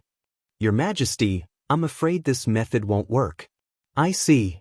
Roland was not surprised by the failure of the Ministry of Education. In the beginning, the junior teachers were all from the night class, and the content taught was limited to general reading and writing. Under the guidance of the Unified Teaching Plan and Scroll, they successfully completed the task. However, when the Ministry of Education continued to strengthen the teacher resources and wanted to train the knight to become an intermediate teacher, the problem arose. The only reason these nobles could read was that they had access to these things, but it did not mean that they were good at learning. The intermediate examination involved 3 major subjects, mathematics, physics, and chemistry, which could not be easily understood. Since it won't work, the new intermediate teachers will be selected from the students, Roland decided. In order to ensure that the students can continue to study, include the scholarship system in the new year's financial plan. Scholarship? Scroll was stunned. Do you mean the reward system that was promoted in Longsong Stronghold? It's completely different. At that time, the reward system was to attract more people to participate in the study, while the scholarship was only for the top students. Roland explained, the purpose of the scholarship system is to allow outstanding talents to receive a salary comparable to that of ordinary workers during the study period, so that they will be willing to continue to study in the school. The reason was very simple. After passing the Universal Education Examination and obtaining a graduation certificate, most people would not consider further study, but find a job as soon as possible to support their families. Therefore, it was necessary for Roland to establish a special subsidy, that is, a scholarship, so that those who were good at learning could receive better training. At the beginning, you can set the reward line a little higher, so that about 20 or 30 students will be selected. With you and Philin teaching them, their learning speed should be much faster than that of the knight. After that, those who pass the intermediate examination will be hired as intermediate teachers, with a starting salary of 50 silver royals per month. Those who fail will not lose anything and can still apply for other jobs. Chapter 640. Your Majesty, the first few batches won't be a problem, but after that, we don't need so many middle-level teachers, do we? Barev asked. Barev looked a little disappointed, but most of his attention was still on the topic. Roland was quite satisfied with his mature performance. Middle-level teachers aren't the only place these people can go. In addition to receiving a higher level of education, researchers and managers will also be assigned to other production positions. They should not only know how to operate machinery, but also understand its principles. They should be able to train workers, maintain equipment, and even put forward suggestions for improvement. Roland counted on his fingers and said, "It's meaningless to have a large population. What the Ministry of Education needs to do is to turn them into industrial personnel as much as possible." Industrial personnel? Scroll repeated in a low voice. "Do you mean engaged in production? You can understand it this way." He explained the idea that had been in his mind for a long time. Anyone who has received a primary education can be qualified as a worker. They are the most junior industrial personnel. This group of people determines the scale of the industry in Neverwinter. The more people there are, the bigger the industry will be.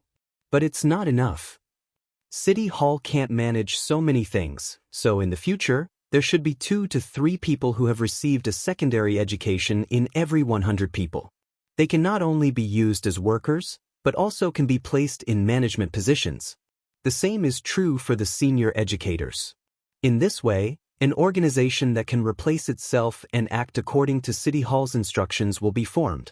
Education was the key to the reason why the population could become a dividend. At present, Neverwinter did not have enough resources to fully implement secondary and senior compulsory education. Roland did not have that much time to wait for talents to mature, so he simply used scholarships to select and train a group of capable people. As for the rest of the people, as long as they completed primary education and could read and write, they would be directly assigned to various production positions and become a screw in the rapid development of Neverwinter. "I understand," Scroll replied. "There's one more thing. Add ideological education to primary education." Roland tapped on the table. He could not help but recall the ideological and moral education textbook in his dream. The role of arming the mind in this era might be no less than that of a steam engine. "I'll write a teaching plan for the specific content and give it to you." After seeing Scroll nod, he stood up and looked around at everyone present. In general, the main tasks of City Hall this year and next are to expand the population, develop education, and upgrade the scale of industries. Among these, the first 2 are the most critical, as they determine the upper limit of the development of Neverwinter and even the entire kingdom. I hope that before an even more terrifying and powerful enemy arrives, everyone can fulfill their responsibilities. For the king. All the officials stood up in unison. "And for yourselves." Roland exhaled. "That's all for today's meeting. By the way, Kyle Sichi, come to my office." The chief alchemist followed Roland to his office. As soon as he closed the door, he asked directly, "Your Majesty, do you have any new ideas or products to produce? If not, I hope to return to the laboratory as soon as possible." "You're still as impatient as ever." Roland could not help laughing. "Sit down and take your time. I have something important to give you." After Kyle sat down with a doubtful look, Roland leisurely took a sip of tea and asked, "How are the alchemists in King's City doing recently?" "Not too good, not too bad. Except for chemical experiments, I don't have much contact with them." The chief alchemist frowned. "Instead of asking me, you can ask them directly." This showed that the alchemist workshop of King's City still formed a small group. Although the many apprentices they brought with them were of great help to the chemical production, it was easy for them to overwhelm the local students in terms of reputation. Roland calmly changed the topic. "Now that the production of the 2 acids and smokeless gunpowder has reached a considerable scale, and it will double in the future, I intend to formally separate this industry and let a new department manage it." He paused for a moment. "Have you ever considered becoming the minister of the Ministry of Chemical Industry? I remember you mentioned it to me before, but—" "I'm sorry, Your Majesty, I can't leave the laboratory and those bottles and cans to do the trivial work of a manager." Kyle refused without hesitation. "So my answer is still the same as before. Don't be in such a hurry to refuse."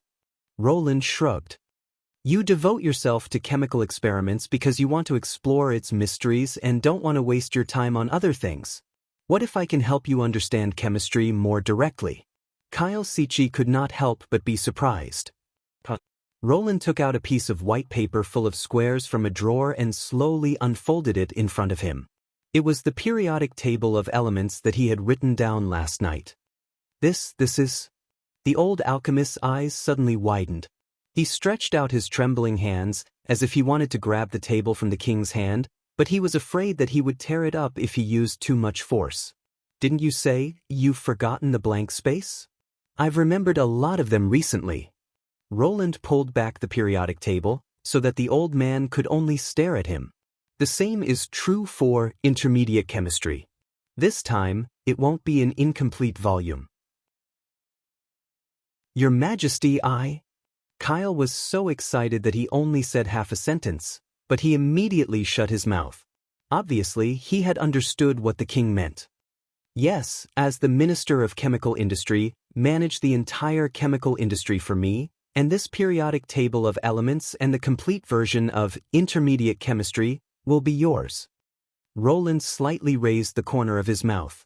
And you may have a chance to see advanced chemistry. Although the chief alchemist's love for chemistry was admirable, he was limited by the conditions and environment. No matter how hard he studied, his achievements could not exceed the level of high school chemistry. Now that he had the complete chemistry book, it was better to directly put the results in front of him. This way, he could not only save a lot of time to teach more people, but also effectively weaken the influence of the alchemist workshop of King's City on the whole industry. Roland wasn't worried that Kyle didn't know anything about management. After all, to become the chief of Redwater City's alchemy workshop, basic organization and coordination skills were essential. It was just that, according to his temperament, he rarely cared about such trifles. I understand. Kyle hesitated for a moment and bowed deeply. I'll be the minister. Somehow, compared to using power to achieve his goals, Roland more and more liked the feeling of changing people's attitudes with an irresistible bargaining chip. Was this the legendary superior syndrome? In any case, this would be a win-win choice. Chapter 641. This is not like a prison, Isabella thought, if she did not look down at the shackles on her wrists and feet. Ever since she told them that the cage made of God's stone of retaliation was ineffective against her, she had been moved to an ordinary bedroom guarded by guards. After moving to the western region of Grey Castle, her cell had not changed much. It was neither damp nor cold, nor was there any rancid dirty water flowing freely. In the empty room, there was only a bed and a bench and a small cubicle as a toilet. The windows were sealed with iron bars, but it did not prevent the warm sunlight from shining in. In general, it was much better than the secret prison of the pivotal secret agency. Isabella had thought that she would receive some normal treatment as a prisoner of war, especially since the outstanding appearance of witches was easy to attract extra covetous eyes. However, nothing happened. There were guards outside the door at all times, but no one sneaked into the room in the middle of the night, nor did they humiliate or beat her. Except for delivering her meals on time every day, they hardly said a word. The witch who claimed to be from the Union more than 400 years ago would often come to see her, accompanied by a blonde witch shrouded in the shadow of a hood. No matter what they asked, Isabella would answer truthfully. She even asked for a pen and paper from the two witches. When she had nothing to do, she would transcribe some secret history or demon literature that she had read in the temple library. During this period, there was no torture as she had expected. She could tell that the blonde witch wanted to make trouble for her, but every time she answered the questions in detail, the witch would leave with a cold face, which made her quite puzzled. Of course, Isabella did not think that these witches were naive enough to believe everything she said. Judging from the reaction of the two witches during the interrogation, at least one of them could detect lies. Was it possible that the blonde witch was waiting for her to lie? This was also what confused her. There were countless excuses to punish her, or there was no need to find one at all. Why bother? However, as the days passed, her heart also sank. It had been almost 2 months. Why hadn't Roland Wimbledon appeared? There could only be two answers.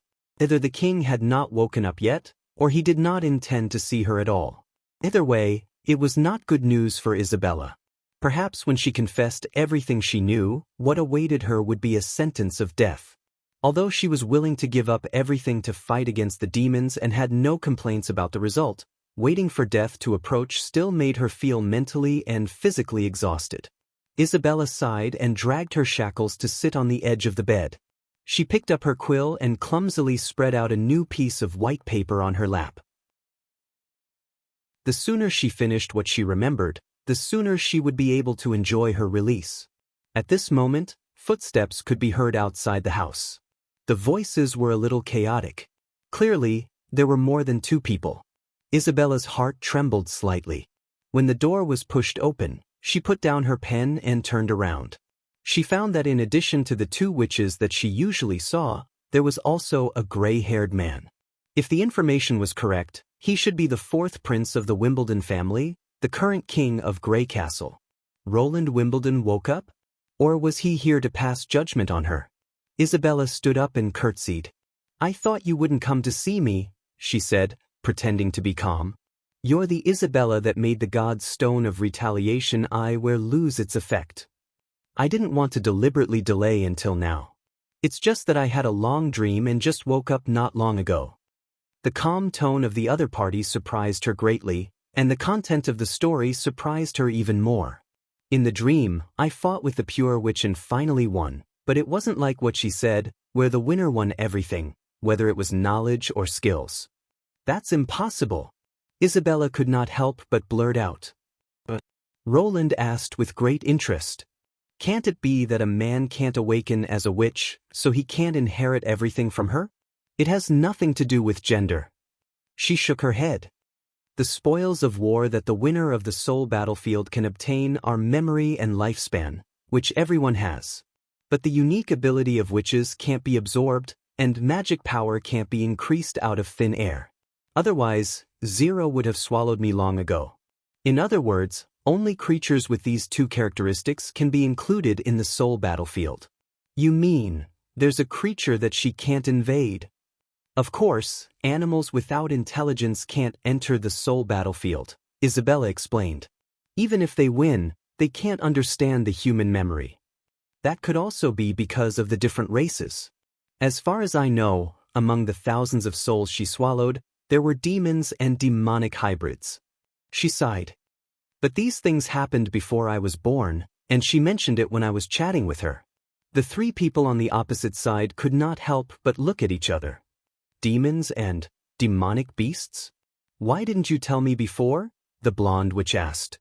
"Because this information will only increase your worries and won't help solve the problem," Isabella said slowly.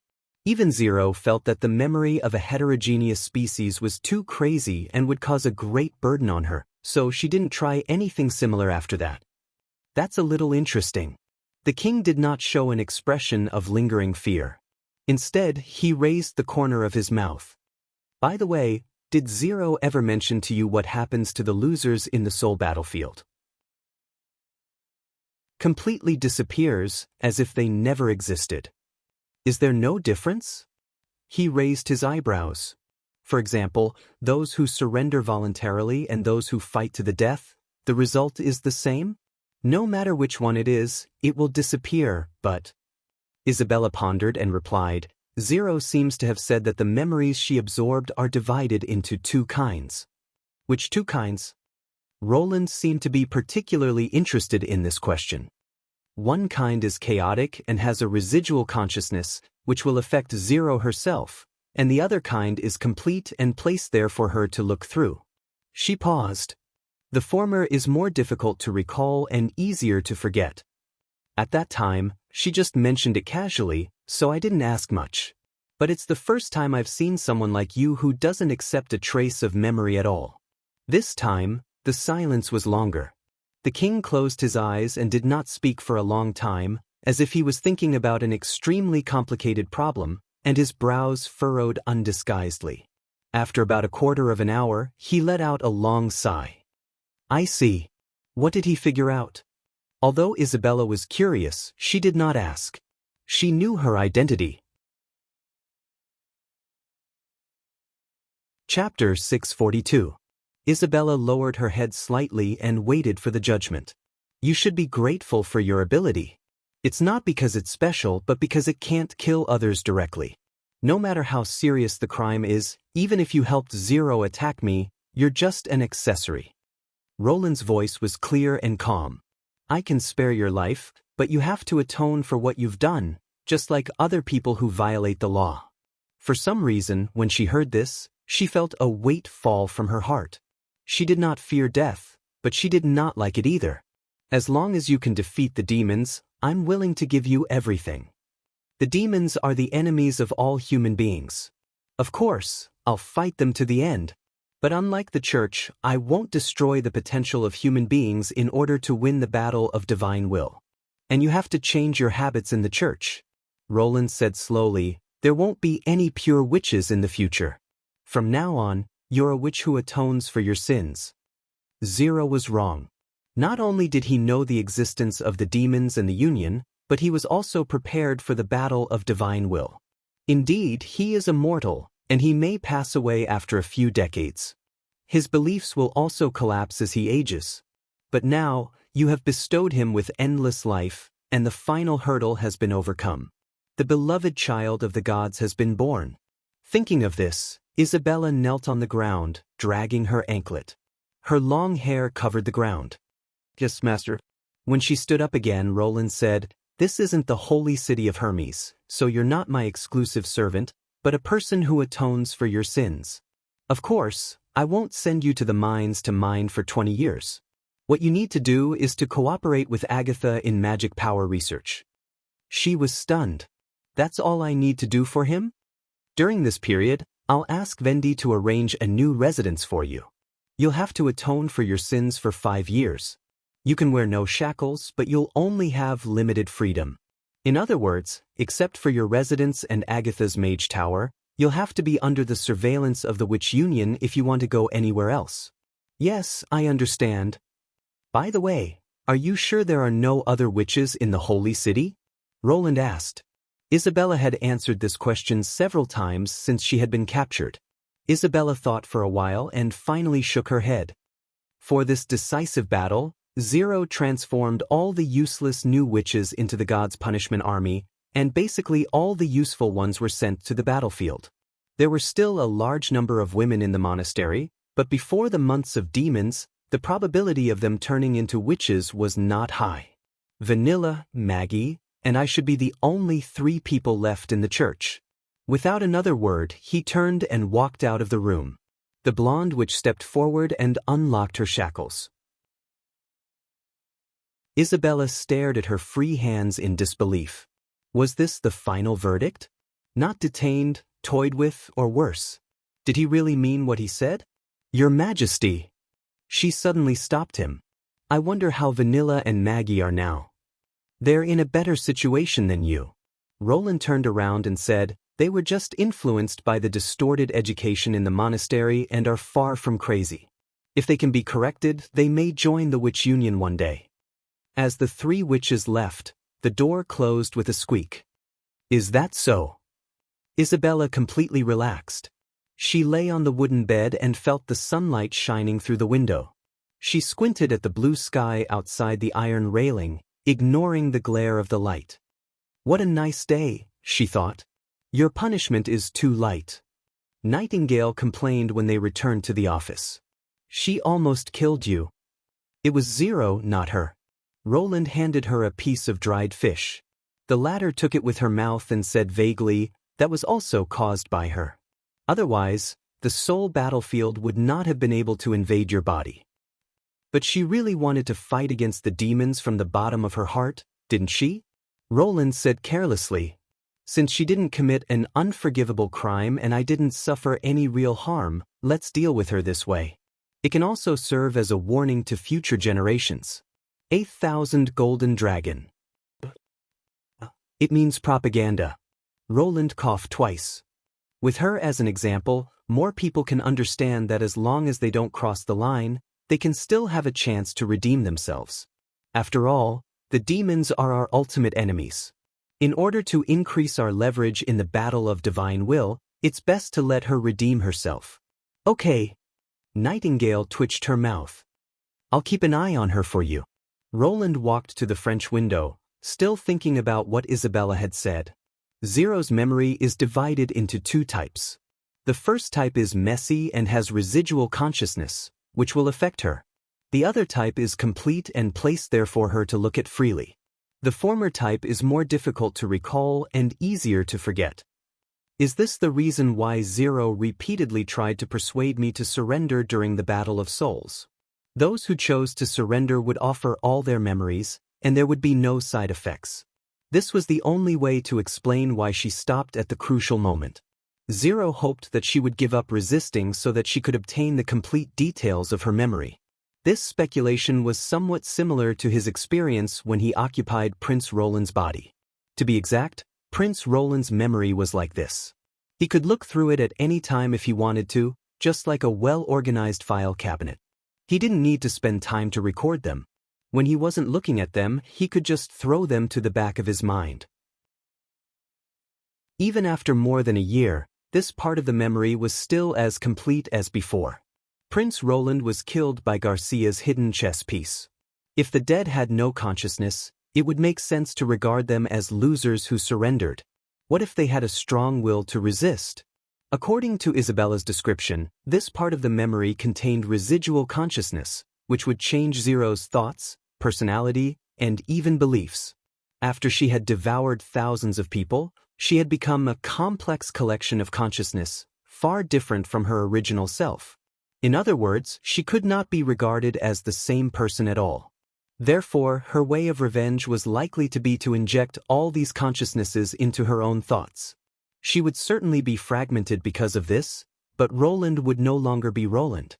In the chaotic memory storm, various consciousnesses would fight for dominance again, and she might have a chance to make a comeback. However, Zero did not expect that he was not a person of this era. In terms of the depth and breadth of information received, the amount of information a modern person absorbed in a day was equivalent to several months or even several years in ancient times. In the era of information explosion, he was reading and memorizing almost all the time. He kept what was useful and eliminated what was meaningless. This had become an instinct of his consciousness. As a result, all the memory fragments were swallowed and reorganized by the dream world, forming a seemingly strange new world. However, there was no way for him to verify these speculations. Zero lost all the things she had devoured and her original memory. She became a pure and flawless newborn and reappeared in the dream world. Chapter 643. But now, he was responsible for raising this newborn. When Roland got up from the bed, yawning, the ladder he used for falling was still on the side, and it was already bright outside the blinds. He was wearing clothes when he fell, but now he only had a pair of boxer briefs. Was this caused by the inertia of his subconscious? It seemed that the dream would continue for a while after he left, until he fell asleep normally, ensuring that every time he entered the dream, he would wake up just at the same time. This was too formalistic.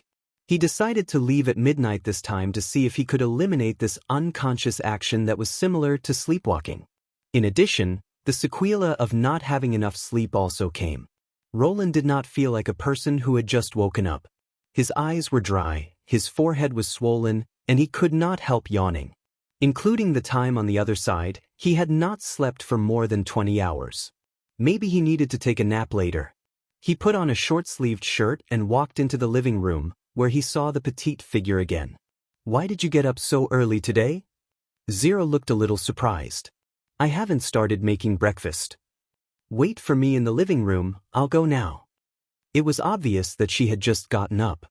Her long white hair was scattered messily on her shoulders, and a few strands of hair were curled up. She looked completely different from her usual nimble appearance. She was still wearing that light cyan dress and white stockings. If he remembered correctly, the little lass had not changed her clothes for 3 days. Judging from her clean and tidy bedroom, it was definitely not because she was lazy or didn't mind being dirty.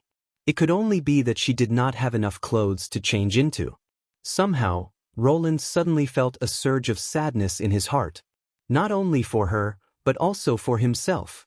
Thinking of the 250 yuan in his wallet, he felt that it was inconceivable.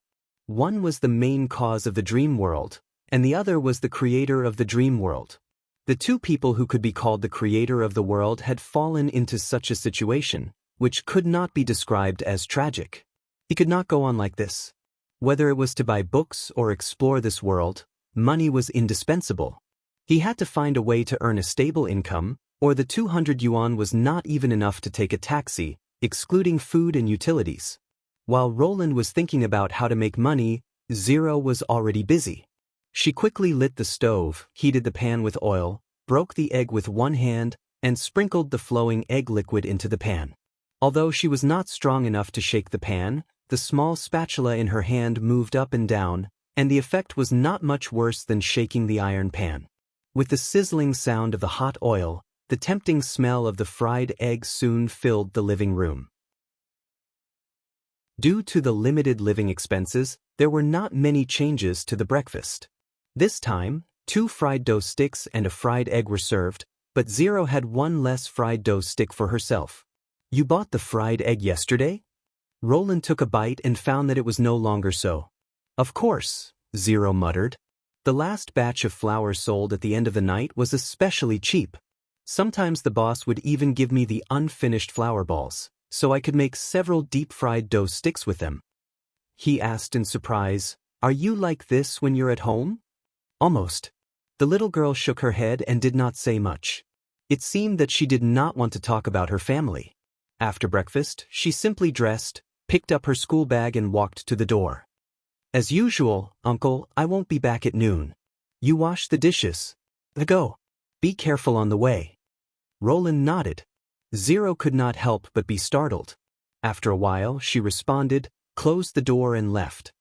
"Well, it's time to calculate my property." Roland returned to his bedroom, turned over the bedside table and wardrobe from head to toe, and sorted out all his belongings. First was his wallet. In addition to 200 yuan, there was an ID card and a bank card. It was as shabby as one could imagine. Of course, he directly threw the expired lottery tickets into the trash. Even if he could win, it was already past the redemption time. Moreover, he did not believe that such a small probability event would happen to him. Next was a mobile phone. The contact list was empty, and the only valuable information was the bank card's income and expenditure reminders. It could be seen that at the end of every month, Zero's family would send him 1,500 yuan for living expenses.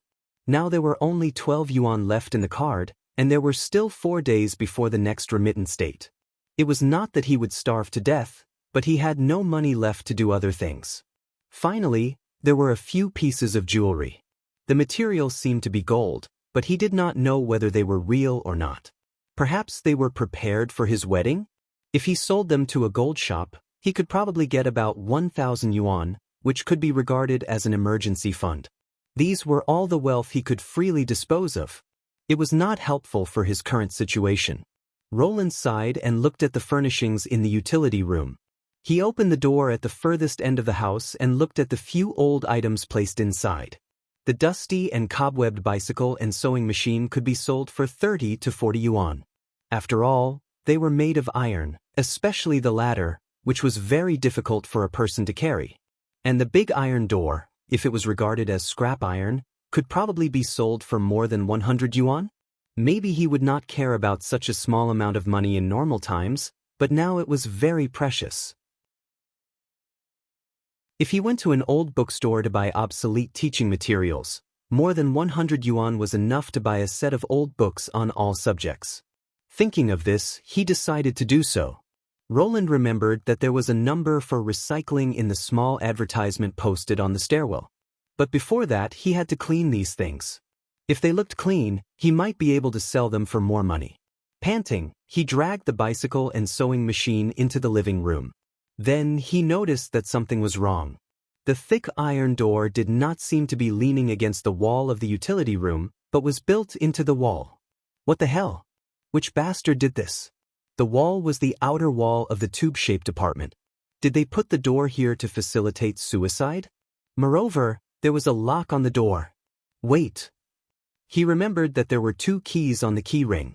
Roland immediately took the key and inserted the other key into the keyhole. It fit perfectly. With a click, The rusty lock bounced up and fell off the latch. He was too lazy to pick up the broken lock. He pulled the pin and forced the iron door open. A cold wind mixed with snowflakes rushed into the room, making him, who was wearing a short-sleeved shirt and shorts, shiver a few times. Behind the iron door was a snowy scene. Against the background of the rolling snowy mountains in the distance, a gray-brown city was faintly visible. It was built along the mountain walls on both sides, surrounding itself in a big gap. In the center of the city stood a towering building, like a pillar to the sky, in the howling cold wind. Even though it was Roland's first time seeing it, he immediately knew where this place was. Hermes' new holy city, a fortress city built on the broken part of the impassable mountain range.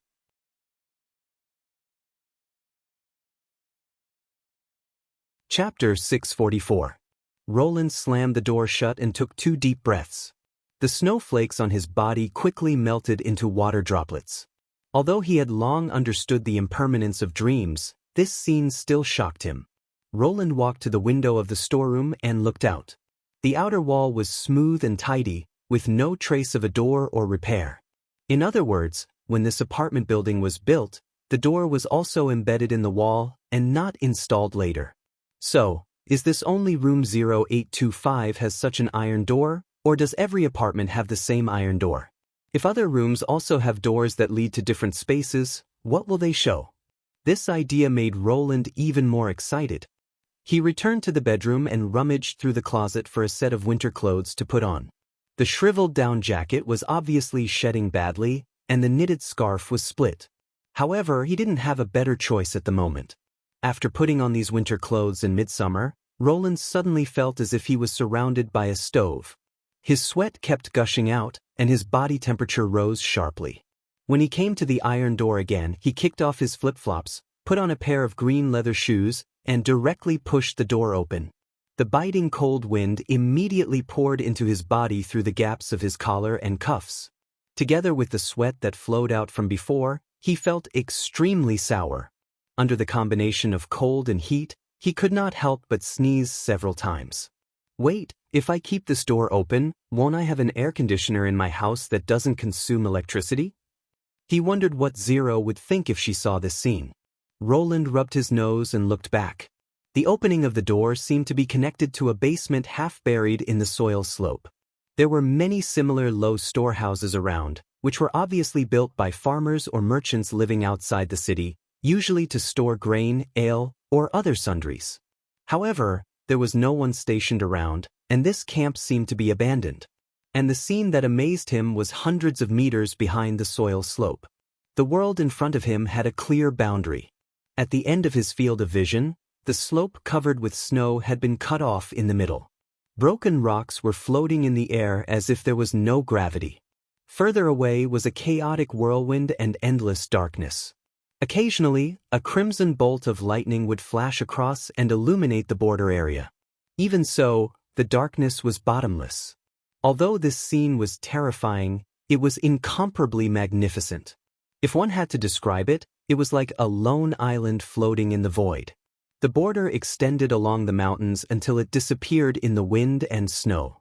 There was no doubt that such a border also existed on the other side of the holy city, but it was too far away for him to see it for the time being. Is this Zero's remaining memory fragment? Roland did not dare to go to the border to see what was going on. Whether it was the wind that tore the rocks apart or the lightning that cut through the sky, they all revealed a dangerous aura. He did not go to the holy city immediately. From here, it would take at least half an hour to reach the city. If he walked in the snow that was up to his ankles, it would only be slower. He should be more prepared. After that, Roland walked around the outskirts of the camp. Whether it was the basement, the houses, or the tents, there was no vitality in the whole camp area. All the residents seemed to have disappeared. This place was somewhat like a battlefield of souls, just with the memory as the background stage. According to this deduction, the holy city should also be empty.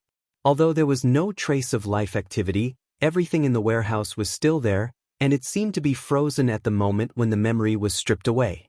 For example, the grapes in Roland's hand. He found them in a small basement next door.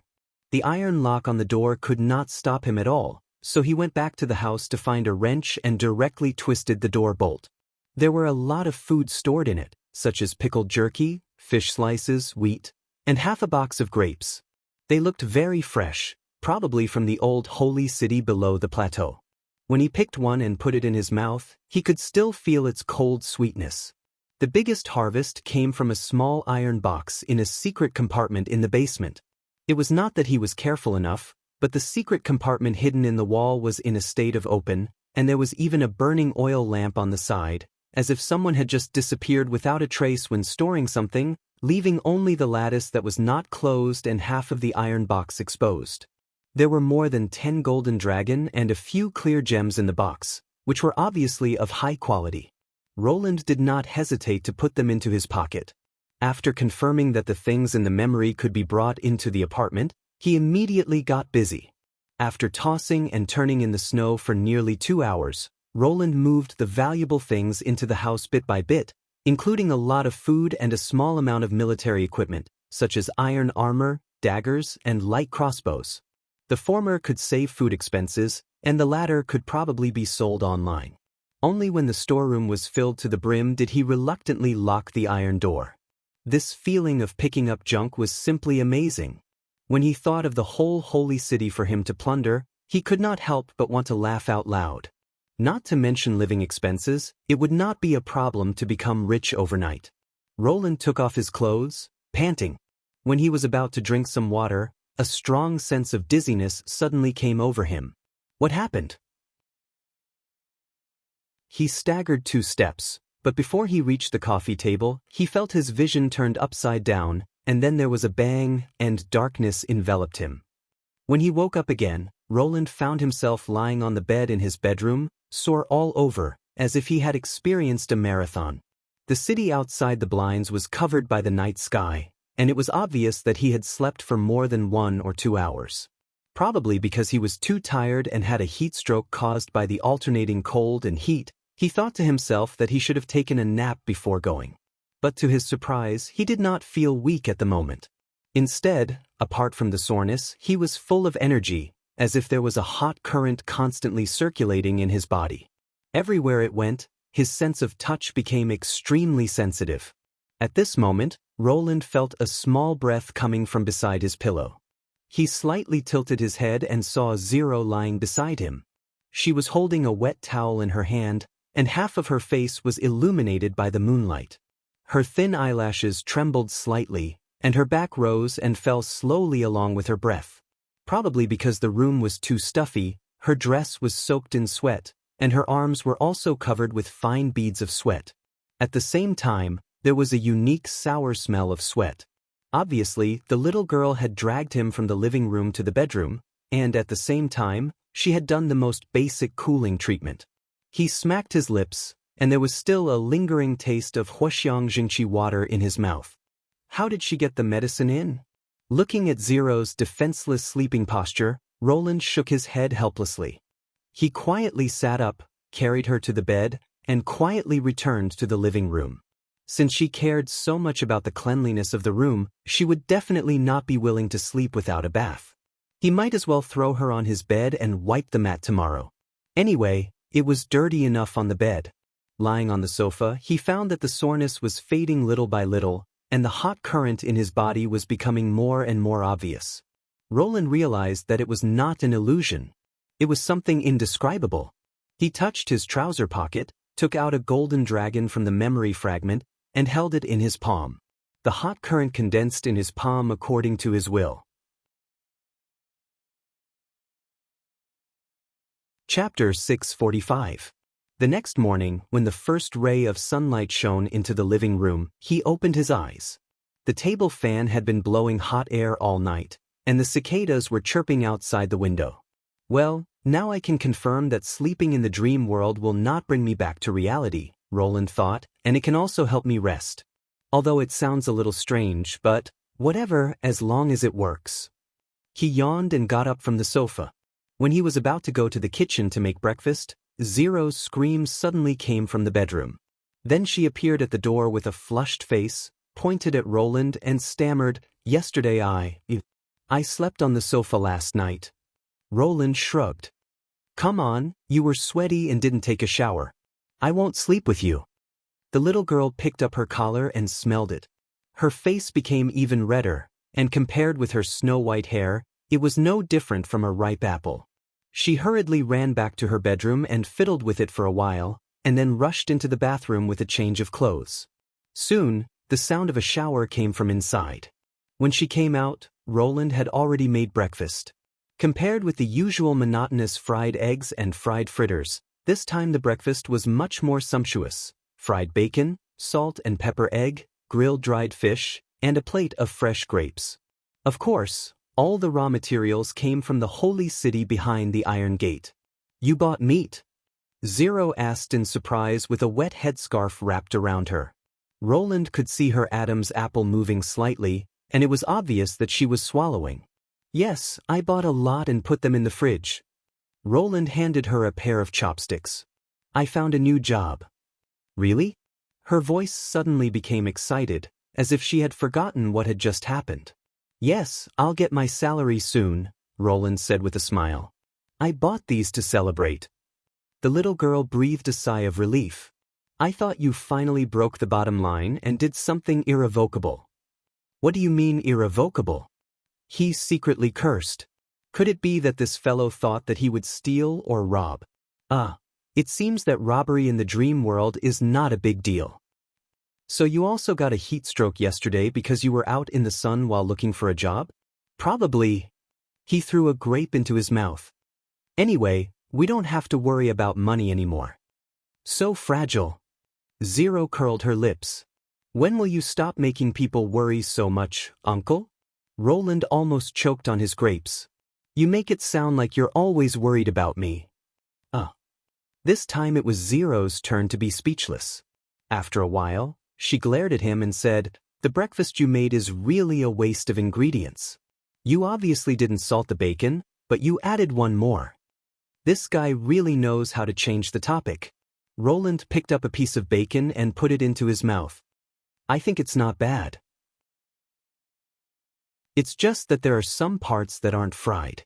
Let me do it in the future, really, Zero said as she quickly swept the food on the plate.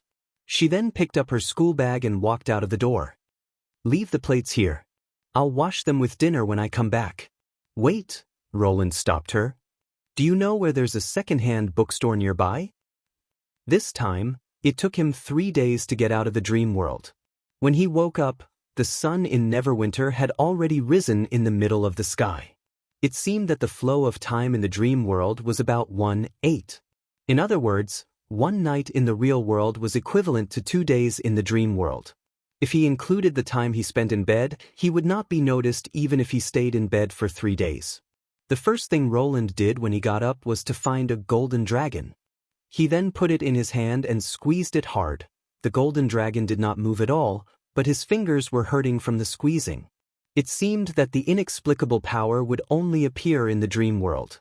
He sighed and put the golden dragon back in its original position. He put on his coat and sat in front of the desk. Roland planned to copy down the key knowledge he had reviewed while his memory was still clear, including the missing parts of various basic subjects and the detailed design drawings of some large-scale industrial equipment. In the past 3 days, he had not been idle at all. Selling the stolen goods went smoothly. He first found a local second-hand goods forum and posted the pictures of the armors on the internet, claiming that he had a batch of imitation medieval handicrafts for sale at a low price. Because of the excellent workmanship and the extremely low price, buyers soon came to him. In the end, all the armors were sold at the price of 500 coins per set, and the crossbow and dagger were sold at a cabbage price of 100 coins per set. Anyway, it was a business with no capital, so Roland did not feel sad at all. However, the golden dragon was much more difficult to sell than he had imagined. Even if he squeezed all of them into a round pancake, the bank would not accept gold goods sold illegally, regardless of whether they were gold bars or gold jewelry. The gold shop was also rejected. Several gold shops nearby only took back the jewelry sold in the shop and had to pay a handling fee. However, a salesman gave him an address, saying that there was an old pawn shop there that could take back gold goods of unknown origin, but the price was only half of the market price. Thinking that there were only about 10 golden dragon pieces in total, and the quality was far from pure gold, Roland simply threw them all into the closet. If he had the time, he might as well move a few more sets of armors. As for the 3 dazzling gems, Roland did not know who to sell them to, so he had to leave it unsettled in the end. With the remaining money, he immediately swept through the second-hand bookstore near the apartment building and bought all the textbooks he had read. As for those he had not read, they only had a cover, and the pages were all blank. Obviously, the dream world was not beyond the scope of his consciousness, so it was impossible for Anna to dominate all fields for the time being. Fortunately, he had a wide range of hobbies. He had browsed a lot of miscellaneous useless knowledge on the internet, and he could find detailed answers even if he had only seen some drawings on the internet.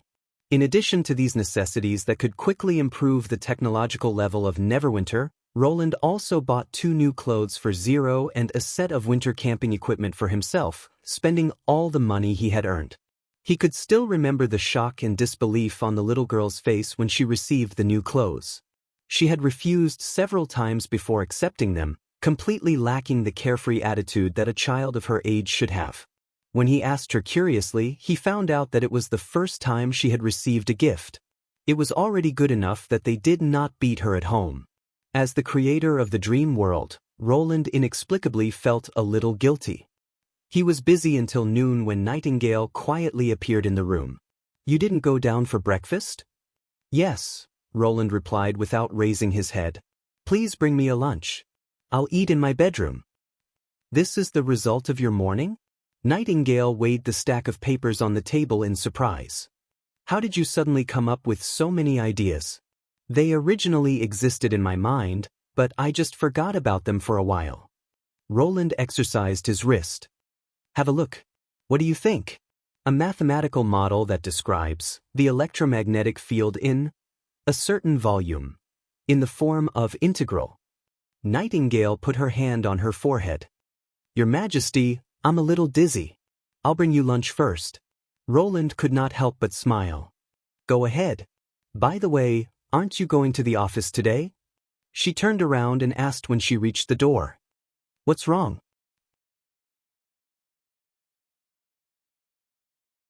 Chapter 646. After lunch, Roland called Barav into his bedroom. It was the first time for Barav to come to such a place. He was obviously more cautious than usual, but his face was full of excitement. Seeing Barav's reaction, Roland could not help but think of the story of a famous person in history who ran out to receive a visiting minister in disheveled clothes, and the latter was greatly moved. Roland was just slacking off, but the old director felt a strong sense of trust from him. It was an unintentional move. He had to admit that male officials had unique advantages in promoting loyalty, such as talking by candlelight and sleeping together. If it was Edith Kant, she would probably have a different idea. He shook his head with a smile and put these distracting thoughts aside. "How many letters did you receive during the time I was fighting in the northern region and when I was in a coma?" "A total of 16 letters, Barav quickly reported. Most of them were letters from various lords requesting for trade or visiting. There were also 2 secret letters from the Guardian of the Eastern region expressing his desire to negotiate peace with you. I replied to them one by one according to your previous request." According to the task assigned by the pre-war conference, Barav temporarily took charge of the administrative affairs of Neverwinter when the king led the army. He was also responsible for opening and reading the letters sent to the king. If the message was particularly important and beyond the preset reply range, he would send it to the front line by flying courier. "Is it just a negotiation?" "Yes. They are not willing to hand over the feudal power and advised you to preserve the tradition and glory of the nobles. When spring comes next year, they will naturally know what choice they should make." Roland shrugged. "What about the letters that I need to read in person? Where did they come from?" "One is from the Astrologer Association of the City of Dawn, and the other is from the Kingdom of Dawn." Barav handed over 2 pieces of paper. "When they arrived, you were in a state of deep sleep. The contents are also a little strange." "Strange?" Roland first spread out the parchment with the pattern of the constellation. The letter was written by astrologer of dispersion star. The first half of the letter was about greetings and gratitude. The astronomical telescope given to the observatory had been put to use, so it was natural for them to express their gratitude. However, the following content made him stunned. Traces of the star of extinction have been found in the starry sky? A star flashing with red light in a fixed position? Roland immediately thought of the geosynchronous orbit. Based on his poor knowledge of astronomy, only objects in a synchronous orbit could remain relatively still with the planet. However, if the crimson moon appeared in this orbit, it was impossible for it not to affect the planet itself, and the observation results also showed that its size should be extremely small. So the crimson moon is not a natural celestial body, but a man-made satellite? Roland thought for a moment and rejected this conjecture. If it was a satellite, how could it descend to the world? According to Agatha, the moment the bloody moon appeared, everyone on the mainland could see its existence. It was bigger and brighter than the moon. The scarlet light dyed the stone walls of the holy city red. Even in the daytime, its outline could be seen. This was completely illogical. He was silent for a long time before he put the letter aside. Draft a letter for me and invite the astrologers to Neverwinter. But they refused you last time, Barav said hesitantly. I'm afraid this time, the situation is different. The Astrology Association has found the star they want to pursue. Now they only need to keep an eye on that piece of sky. Roland tapped the table and said, in the letter, tell them that Neverwinter has developed a better astronomical telescope and found some ancient books about the star of extinction. I believe they will come. He spread out the second letter, or rather, a note. Like the usual secret letters, the message sent by the flying courier was always very concise. The King of Dawn passed away and his eldest son, Apen Moya, succeeded the throne. He ordered to wipe out the believers of the church, cut off the trade route with the holy city, and search for witches. As a result, there was a rebellion in the border area, and our caravans were also affected. The original plan may need to be suspended temporarily. Roland could not help but frown. Barav did not know what the church had done in the Kingdom of Dawn, so it was normal that he did not have a clue. After Isabella and the others left, the King of Dawn, who had no medicine, would die of a coma sooner or later. He just did not expect that Apen would hate the church so much that he even hated the witches. Among these policies, wiping out the believers was still acceptable, but unilaterally banning trade would basically cut off the income of the border lords. The rebellion must have the shadow of the church behind it, and searching for witches was completely against his own interests. Such an impulsive order was unlikely to be the idea of the three big families. It could only be said that the new king had been blinded by hatred and wanted to avenge his father. He had originally thought that the Kingdom of Dawn would be a potential ally, but it turned out to be a big disappointment. Send a formal diplomatic letter, Roland said slowly. First, congratulate him on being crowned king, and then warn him not to do so. The pure ones are not the same as witches. Grey Castle has formed a formal witch organization, and to regard them as enemies is to make an enemy of Grey Castle. Your Majesty, Barav wiped the sweat from his forehead. Are you sure you want to write this? Is there a problem? The other side will not take it seriously at all, and may even regard your words as a threat. Roland naturally knew that sometimes even the vassals of local lords would not accept the king's orders, let alone meddling in foreign politics. But times had changed, and if the other side did not understand, he did not mind teaching them what real diplomacy was. This itself is a threat, Roland replied bluntly. If Apen Moya insists on having his own way, when we attack the holy city next year, let's change the king of the Kingdom of Dawn, a wise person who is willing to stand on the side of Grey Castle and fight together against the battle of divine will, such as Andrea of the Quinn family. Diplomacy in the new era would be based on steel guns and cannons, and what could not be achieved at the negotiation table would be achieved by the army. Not to mention interfering in the internal affairs of other countries, replacing the heir, supporting the opposition, and directly dispatching troops to occupy other countries were all common methods. Before the arrival of the bloody moon, Roland did not want any other kingdom to hinder him. Therefore, the core content of the entire diplomatic letter was, "Don't say I didn't warn you."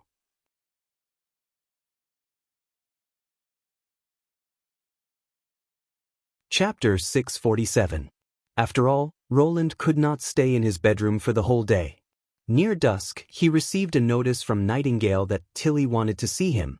Roland had to put on his coat, tie up his long hair, and go to the office with a stack of papers.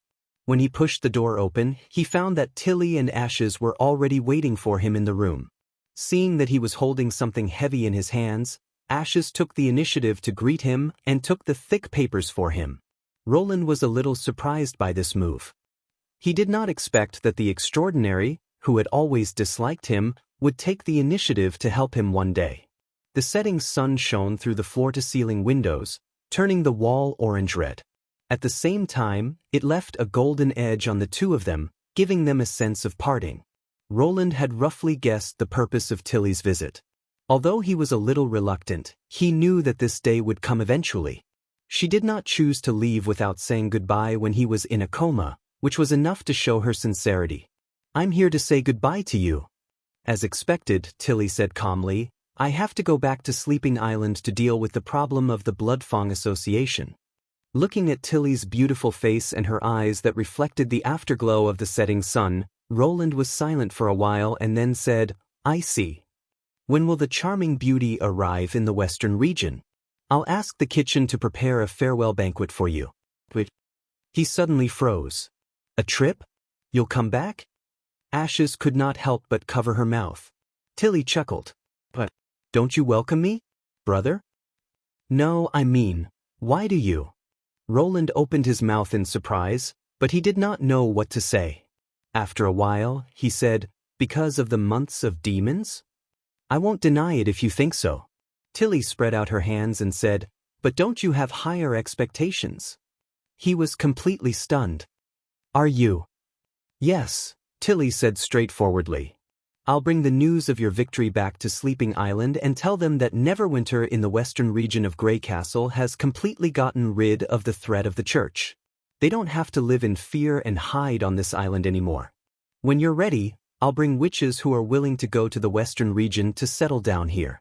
I hope you don't mind that they eat too much." An indescribable excitement surged in Roland's heart. "They're always welcome in the western region. Your building can't accommodate so many witches," Princess Tilly revealed a sly smile. "Even if only half of them are willing to come, it's still several times more than the Witch Union. Moreover, most of them are not combat witches. I intend to hire a ship to transport them after the months of demons is over. At that time, the route will be much safer. I'll build enough houses before next spring. This won't be a problem for Carr. In addition, I have 3 additional conditions." Tilly held up 3 fingers and said, "I hope you can promise me, brother." Seeing her serious look, Roland could not help sitting up straight. "Go ahead. First of all, if they want to leave Neverwinter and go to other towns, you can't restrict their freedom." "No problem," he replied without hesitation. "But now that Grey Castle has not been unified, I can't guarantee that the people in other places will treat witches equally. For safety reasons, I suggest that they only settle in the western region and Sleeping Island for the time being. It won't be too late to leave the western region when I can control the whole kingdom." "It's just a hypothesis." Tilly nodded with satisfaction. "Secondly, if they don't want to work for you, you can't force them." Roland poured a cup of tea for them. "Can I tempt them to work for me? As long as you don't force them." Tilly gave him an affirmative look. "That's right." He could not help laughing.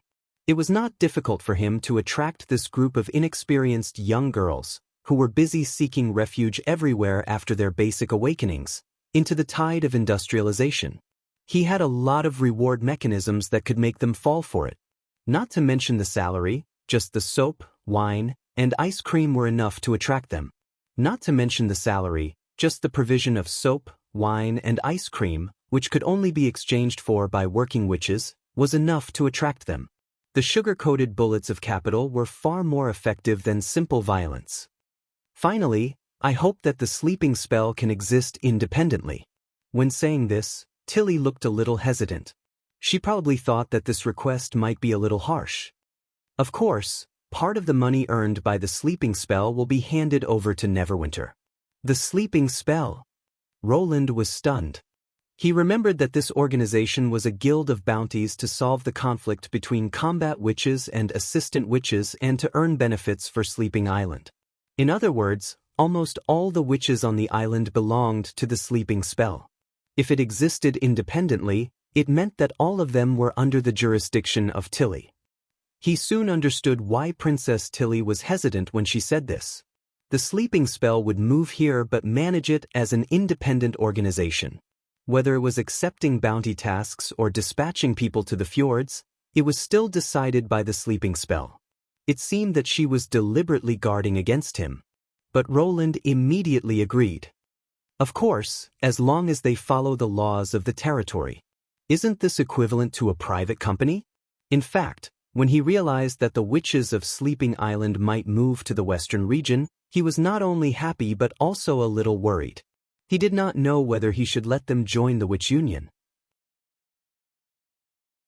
As one of the three major administrative organizations alongside City Hall and the First Army, the Witch Union would obviously be safe in the hands of Vendi, who was loyal to him. However, there were too many witches on Sleeping Island. Once all of them joined the Witch Union, it would inevitably weaken Vendi's control. At that time, he would not be able to intervene in the management of the Witch Union.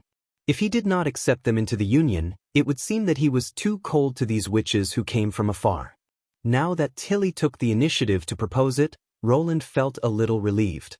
Besides, it was normal for Tilly to still be a little worried. Trust itself needed time to build. Compared to before, this was already a huge improvement. Really? Seeing him agree so readily, Tilly could not help but feel a little surprised. Don't worry. I'll never go back on my word. Roland smiled. Is that so? Tilly also relaxed. Then I'll go back to my room to pack up. The charming beauty will arrive in about 3 days. In addition to the accompanying combat witches, I'll also take Iffy and Softfeathers with me. But I'll send them here after the Bloodfang Association's business is over. Will you also come here after the months of demons? You asked me if it was because of the months of demons. I said. She blinked. I didn't deny it. That is to say, you'll come here earlier? Roland asked.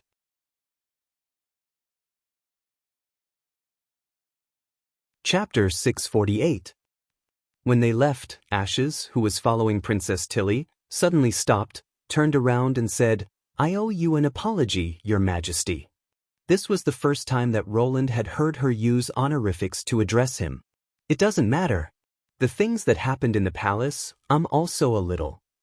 We all know that it wasn't you, Ashes shook her head. Such a person would never have been able to lead us to victory against the church, nor would he have been able to give the witches full freedom and trust. I'm sorry, it wasn't until you defeated the church that I believed this. She paused. Every witch will remember everything you've done, and you're more suitable to be Lady Tilly's brother than him. For Ashes to say such a thing, it could only mean that Tilly herself also thought so. But in the end, they still didn't believe that he was Prince Roland. Roland did not know whether to laugh or cry. But was this an alternative way of recognition? Looking at his sister who was smiling behind her, he suddenly understood something. The extraordinary put her right hand on her chest and slightly bent over. Her black ponytail hung over her shoulder, and her golden eyes were like the dazzling stars in the dusk. Messenger Ashes pays her respects to you, Your Majesty. 3 days later, the farewell banquet that Andrea had been waiting for finally arrived. She was not looking forward to leaving, but looking forward to the new delicacies that His Majesty had announced. Since the last time they parted, she had been thinking about the food that His Majesty said was more delicious than ice cream, so she had great expectations for it this time.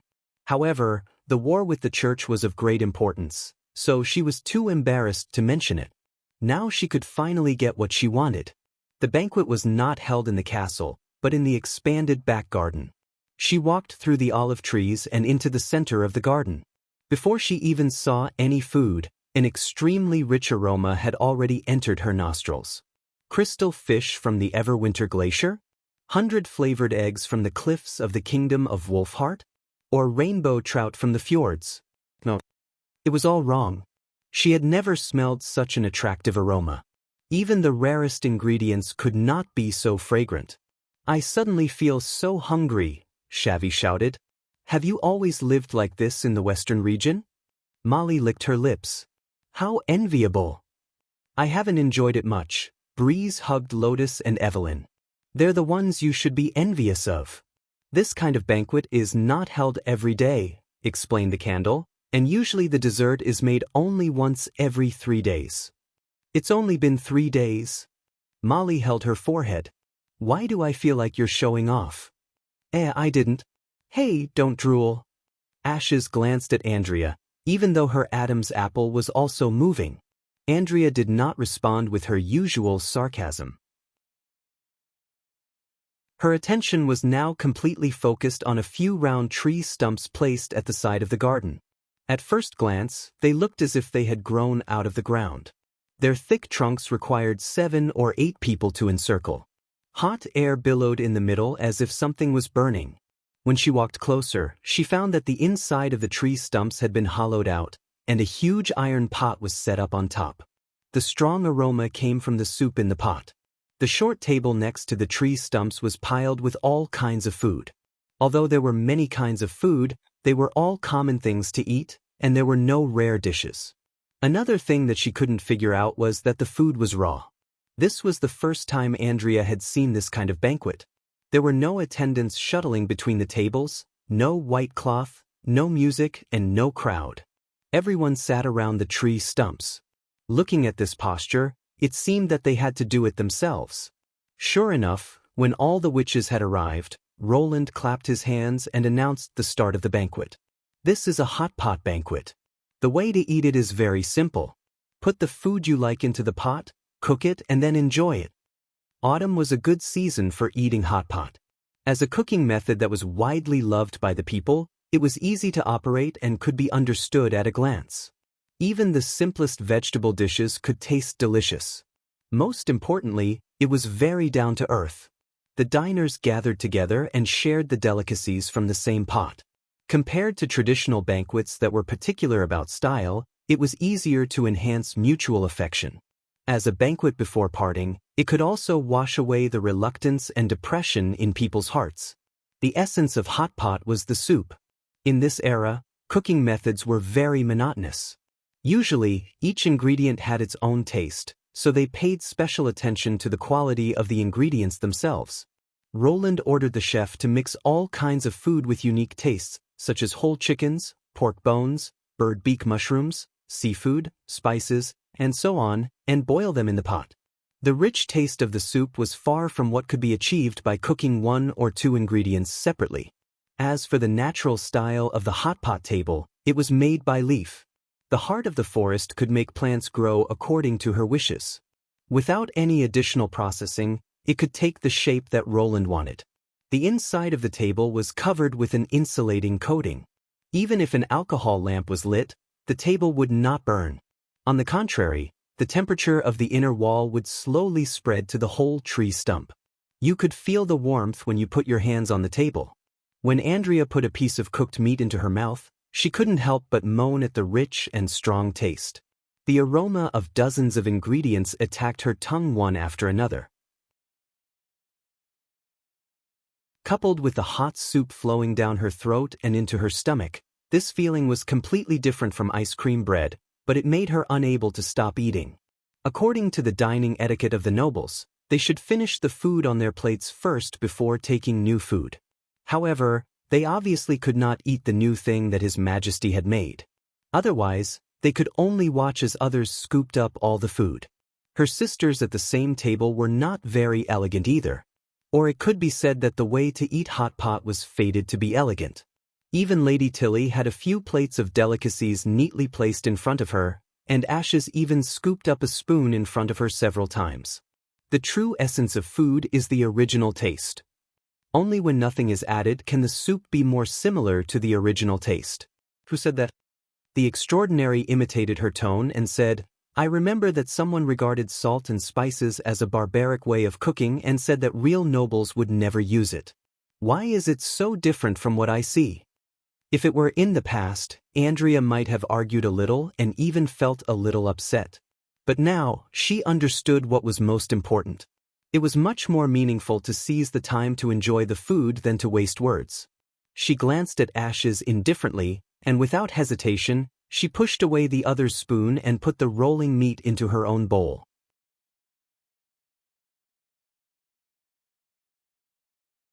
Chapter 649. After saying goodbye to Tilly, Roland spent all his time copying materials. First, he wrote the basic courses of various subjects. The textbooks he had written from memory were not complete. Now that he had the opportunity to sort out the content hidden deep in his consciousness, he naturally had to fill in the missing parts. Second, he wrote the blueprints of the current equipment in Neverwinter. There was still a big gap between usable and usable. Using these mature designs, he could further improve the efficiency of the steam engine and machine tools. Under the guidance of the new blueprints, Anna finally completed the manufacturing of the first steam turbine prototype. Unlike the way he accompanied girls in his previous life, Roland rushed to the backyard of the North Slope after receiving the news. The two sat side by side on the workbench in the yard, admiring the huge machine together. It was nearly 6 meters long, and the densely packed impellers were tightly attached to the outer shell, making it look like a huge metal drum. It was connected to a preheating boiler and a steam boiler. Under the heating of coal, the main shaft was driven by high-pressure steam to rotate. Whether it was efficiency, noise, or vibration, it was much better than the reciprocating steam engine. As a new generation of motive power, the prototype would be used on ships to meet the needs of Thunder's exploration. Unfortunately, although it had a wide range of uses, it was difficult for the factory to produce the steam turbine in a short period of time. In addition, Anna would soon devote herself to the work of improving the machine tools, so there would not be a second steam turbine for the time being. What do you think? She leaned over and touched Roland's chin. I'm awesome, right? Unlike most girls, Anna was happiest when she turned the blueprints into real objects.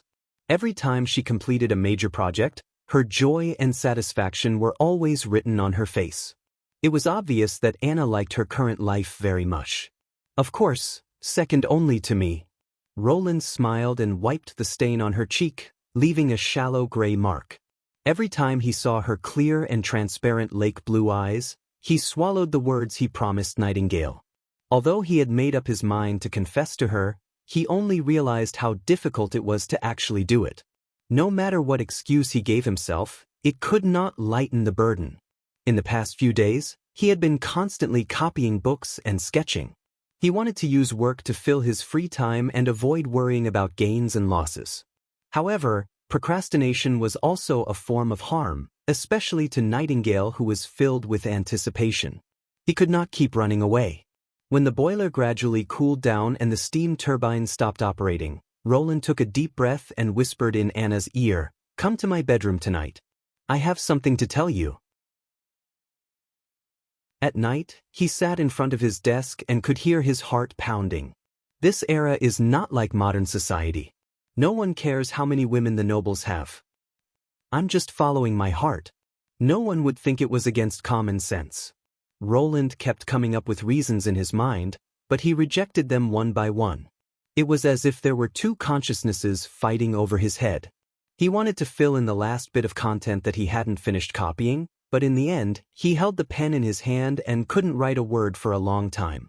Until the door was pushed open by Anna. The argument above his head instantly disappeared without a trace. He put down the quill and focused his attention on the girl. She looked the same as usual. She was wearing loose pajamas, and her wet bangs stuck to her forehead. There was a hint of a smile hidden in her happy expression. For some reason, Roland suddenly recalled the scene when she took the initiative to wait for him at the staircase after the first months of demons. Anna would never complain or feel wronged. She would only express her thoughts and requests straightforwardly. Now it was his turn. Roland pulled her to the table and slowly told her what was in his mind. There was a long silence, so long that he thought Anna would turn around and leave. He slowly raised his head to look at her, but the expression in her eyes didn't change much. That's it? Roland was stunned. What? I've been wondering when you would tell me about it. Anna sat down beside him. I didn't want you to say it so early, but I wanted you to say it as soon as possible. Now I finally don't have to worry about it. He opened his mouth wide. Did you already know? I could see it, especially Nightingale's feelings for you, she said bluntly. The later you confessed, the more it showed that you cared about my feelings. But I also hoped that you would tell me your thoughts earlier, because no matter what it was, I was willing to share it with you. At this point, Anna sighed softly. At first, I didn't expect to win the love of a royal family. Later, it gradually became that I only wanted to be by your side. Since you said you wanted to marry me, my thoughts changed again. Roland, I won't give you to anyone. Sorry, You don't need to apologize. Feelings are unreasonable and I'm very happy that you chose to tell me this at this time. She paused. You're not from this world, right? Roland's heart skipped a beat. It doesn't matter if he's a noble or not. There shouldn't be anyone who would hesitate or feel uneasy about this kind of thing, unless the world he lives in is very different from ours, Anna continued. Similarly, in this world, there may be people who will treat witches well, but they won't treat them as close friends. Do you remember the bet you made with me? In the book, I wrote that you were a visitor from another world. Not hell or abyss, but a more beautiful place. You came with knowledge that we have never seen before.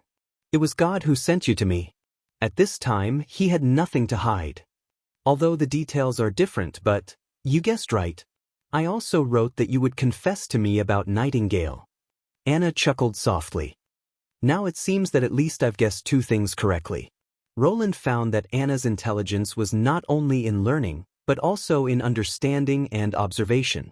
Before he could speak, the girl held his hand and said word by word, I can't promise you about Nightingale, at least not now.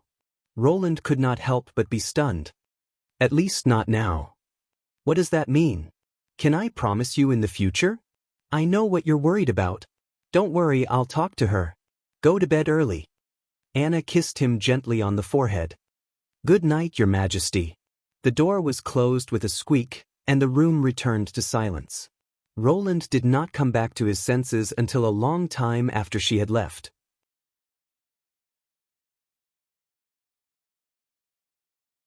Chapter 650. The situation in King's City of the Kingdom of Dawn had been unstable recently. Even Yorko, who did not pay much attention to politics, could feel it. Since the new king had been crowned, guards had been breaking into the houses of the residents to search the streets every day. The rebellion of the Lord of the Border was the most frequently discussed topic in the tavern.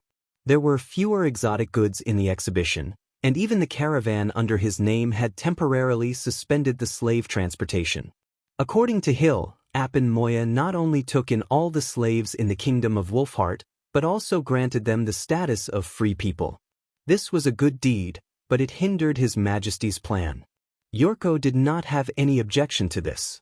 The caravan was provided to him by Denise, and the head fee of the slaves was also a business with no capital. He would not feel sad if he lost the slave fee. As long as he was still the ambassador of Grey Castle, such benefits would always come to him. There was new progress in the alliance. On the third day after Appin's coronation, he was summoned to the palace to answer the new king's detailed inquiry about the covenant. When the news of the church's crushing defeat in Coldwind Ridge reached King's City, Appin happily put his fingerprint on the covenant. This was also the official completion of the first task given by His Majesty. But that night, Hill poured cold water on him. This covenant came too late, and I'm afraid it's no longer effective. He remembered the guard saying, and the new king's attitude towards witches is likely to arouse His Majesty's disgust. Timothy, the last one who did this, is a good example. You'd better keep this parchment as a souvenir. It was well known that Roland Wimbledon valued witches, but to break the covenant with a neighboring country because of witches? Yorko felt that Hill was just trying to scare him. Moreover, it was the King of Dawn's freedom to govern the kingdom. Even if His Majesty was discussed, what could he do? The Moya family had always been the ruler of the Kingdom of Dawn, and no one else could intervene. Of course, No matter what, he was still on his old friend's side. Witches were such beautiful and outstanding people, and they did not look like the devil's minions. Yorko shook his head and put these trifles behind him. He was just an ambassador, and it was enough for him to convey His Majesty's intention. As for the fluctuations of the situation and political changes, it had nothing to do with him. Since it was still early, he planned to meet Denise first, and then decide on the entertainment for tonight. Just as he was about to leave, the eldest son of the Luashi family suddenly came to him. Yorko had a bad feeling. Otto Luashi had never brought good news. His previous letters claimed that it was related to the survival of Grey Castle, and then he said that the new king was completely different from his childhood. Every piece of information was a headache. If Hill had not insisted on maintaining this relationship, Yorko would have turned a blind eye to Otto Luashi. The first thing he did was to call Sheer over to oversee the situation and invited her into the living room. "You have news from the palace to tell His Majesty again?" "Not at the moment." Otto poured himself a cup of tea. "Do you have any plans tonight?" "Yes." In fact, he had not, but Yorko hoped that Denise would back off. Denise would take him to enjoy a romantic life, but Otto would only make him sleepless at night. Then reject it. "I want you to do me a favor." He handed over a black letter. Yorko opened it and found an invitation letter inside. It was signed with a black dragon head, which was exactly the same as the pattern on the golden dragon. He shook his head after reading it. "You want me to go to the exhibition with you? I don't have the money to bid for you." Denise had taken him to such exhibitions several times in the past, and the items they bought were indeed rarer and rarer. However, the prices were also extremely high, with each item being sold for thousands of gold royals. He had no idea how those rich merchants had managed to scrounge up so much money. "You don't have to worry about money." Otto drank the tea in one gulp. "Helping me this time is equivalent to helping your king. Tell me about it." Sheer, who was sitting beside him, said, "I heard that one of the items being auctioned is a witch," he said in a low voice. "Damn, I knew it was nothing good." Yorko thought to himself. Everyone knew that the new king was strictly arresting witches.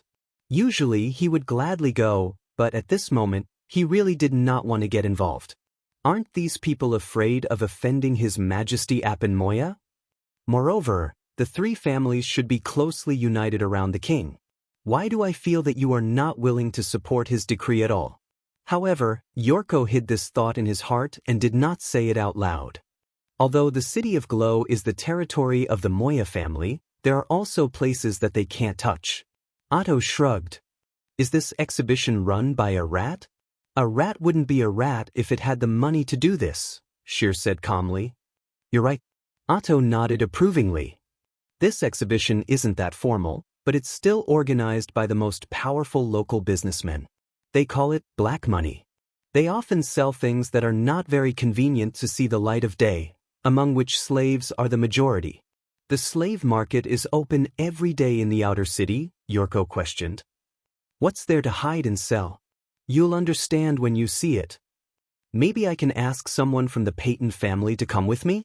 Yorko's curiosity had been aroused, but he did not want to be completely led by the nose by Sheer. "Are you talking about the businesswoman who is always with you?"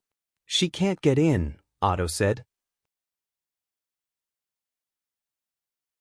Black money has the strictest admission requirements of all the exhibitions. She's a little famous, but she's not qualified. "Do you want to buy the witch?" Sheer changed the topic. "Not me, but Mr. Ambassador." Otto pointed at Yorko. "The Luashi family is too close to the Moya royal family, so it's not convenient for me to act directly.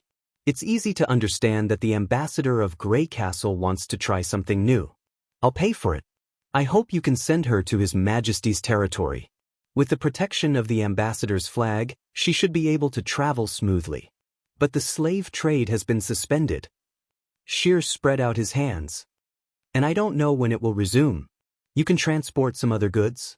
Just hide the witch in the caravan." "Why do you want to do that?" "Because, an old friend." Otto hesitated. "She's also a witch. I thought she fell off a cliff and died, but I didn't expect to see her in the western region of Grey Castle." His Majesty Roland Wimbledon told me that every witch is very precious and shouldn't be lost in the malicious rumors of the church. I also want to find a few more partners for her. About this, let me. While Yorko was still thinking of an excuse, Sheer had already grasped Otto's hand. You're tuning in to the Passion Pages YouTube channel. We're so grateful for your support, and don't forget to subscribe to join us on this incredible journey through captivating stories. Your generosity through donations truly makes a world of difference, as it's the primary source of revenue that allows me to expand and enhance this channel for you. Thank you from the bottom of my heart for being a part of this adventure.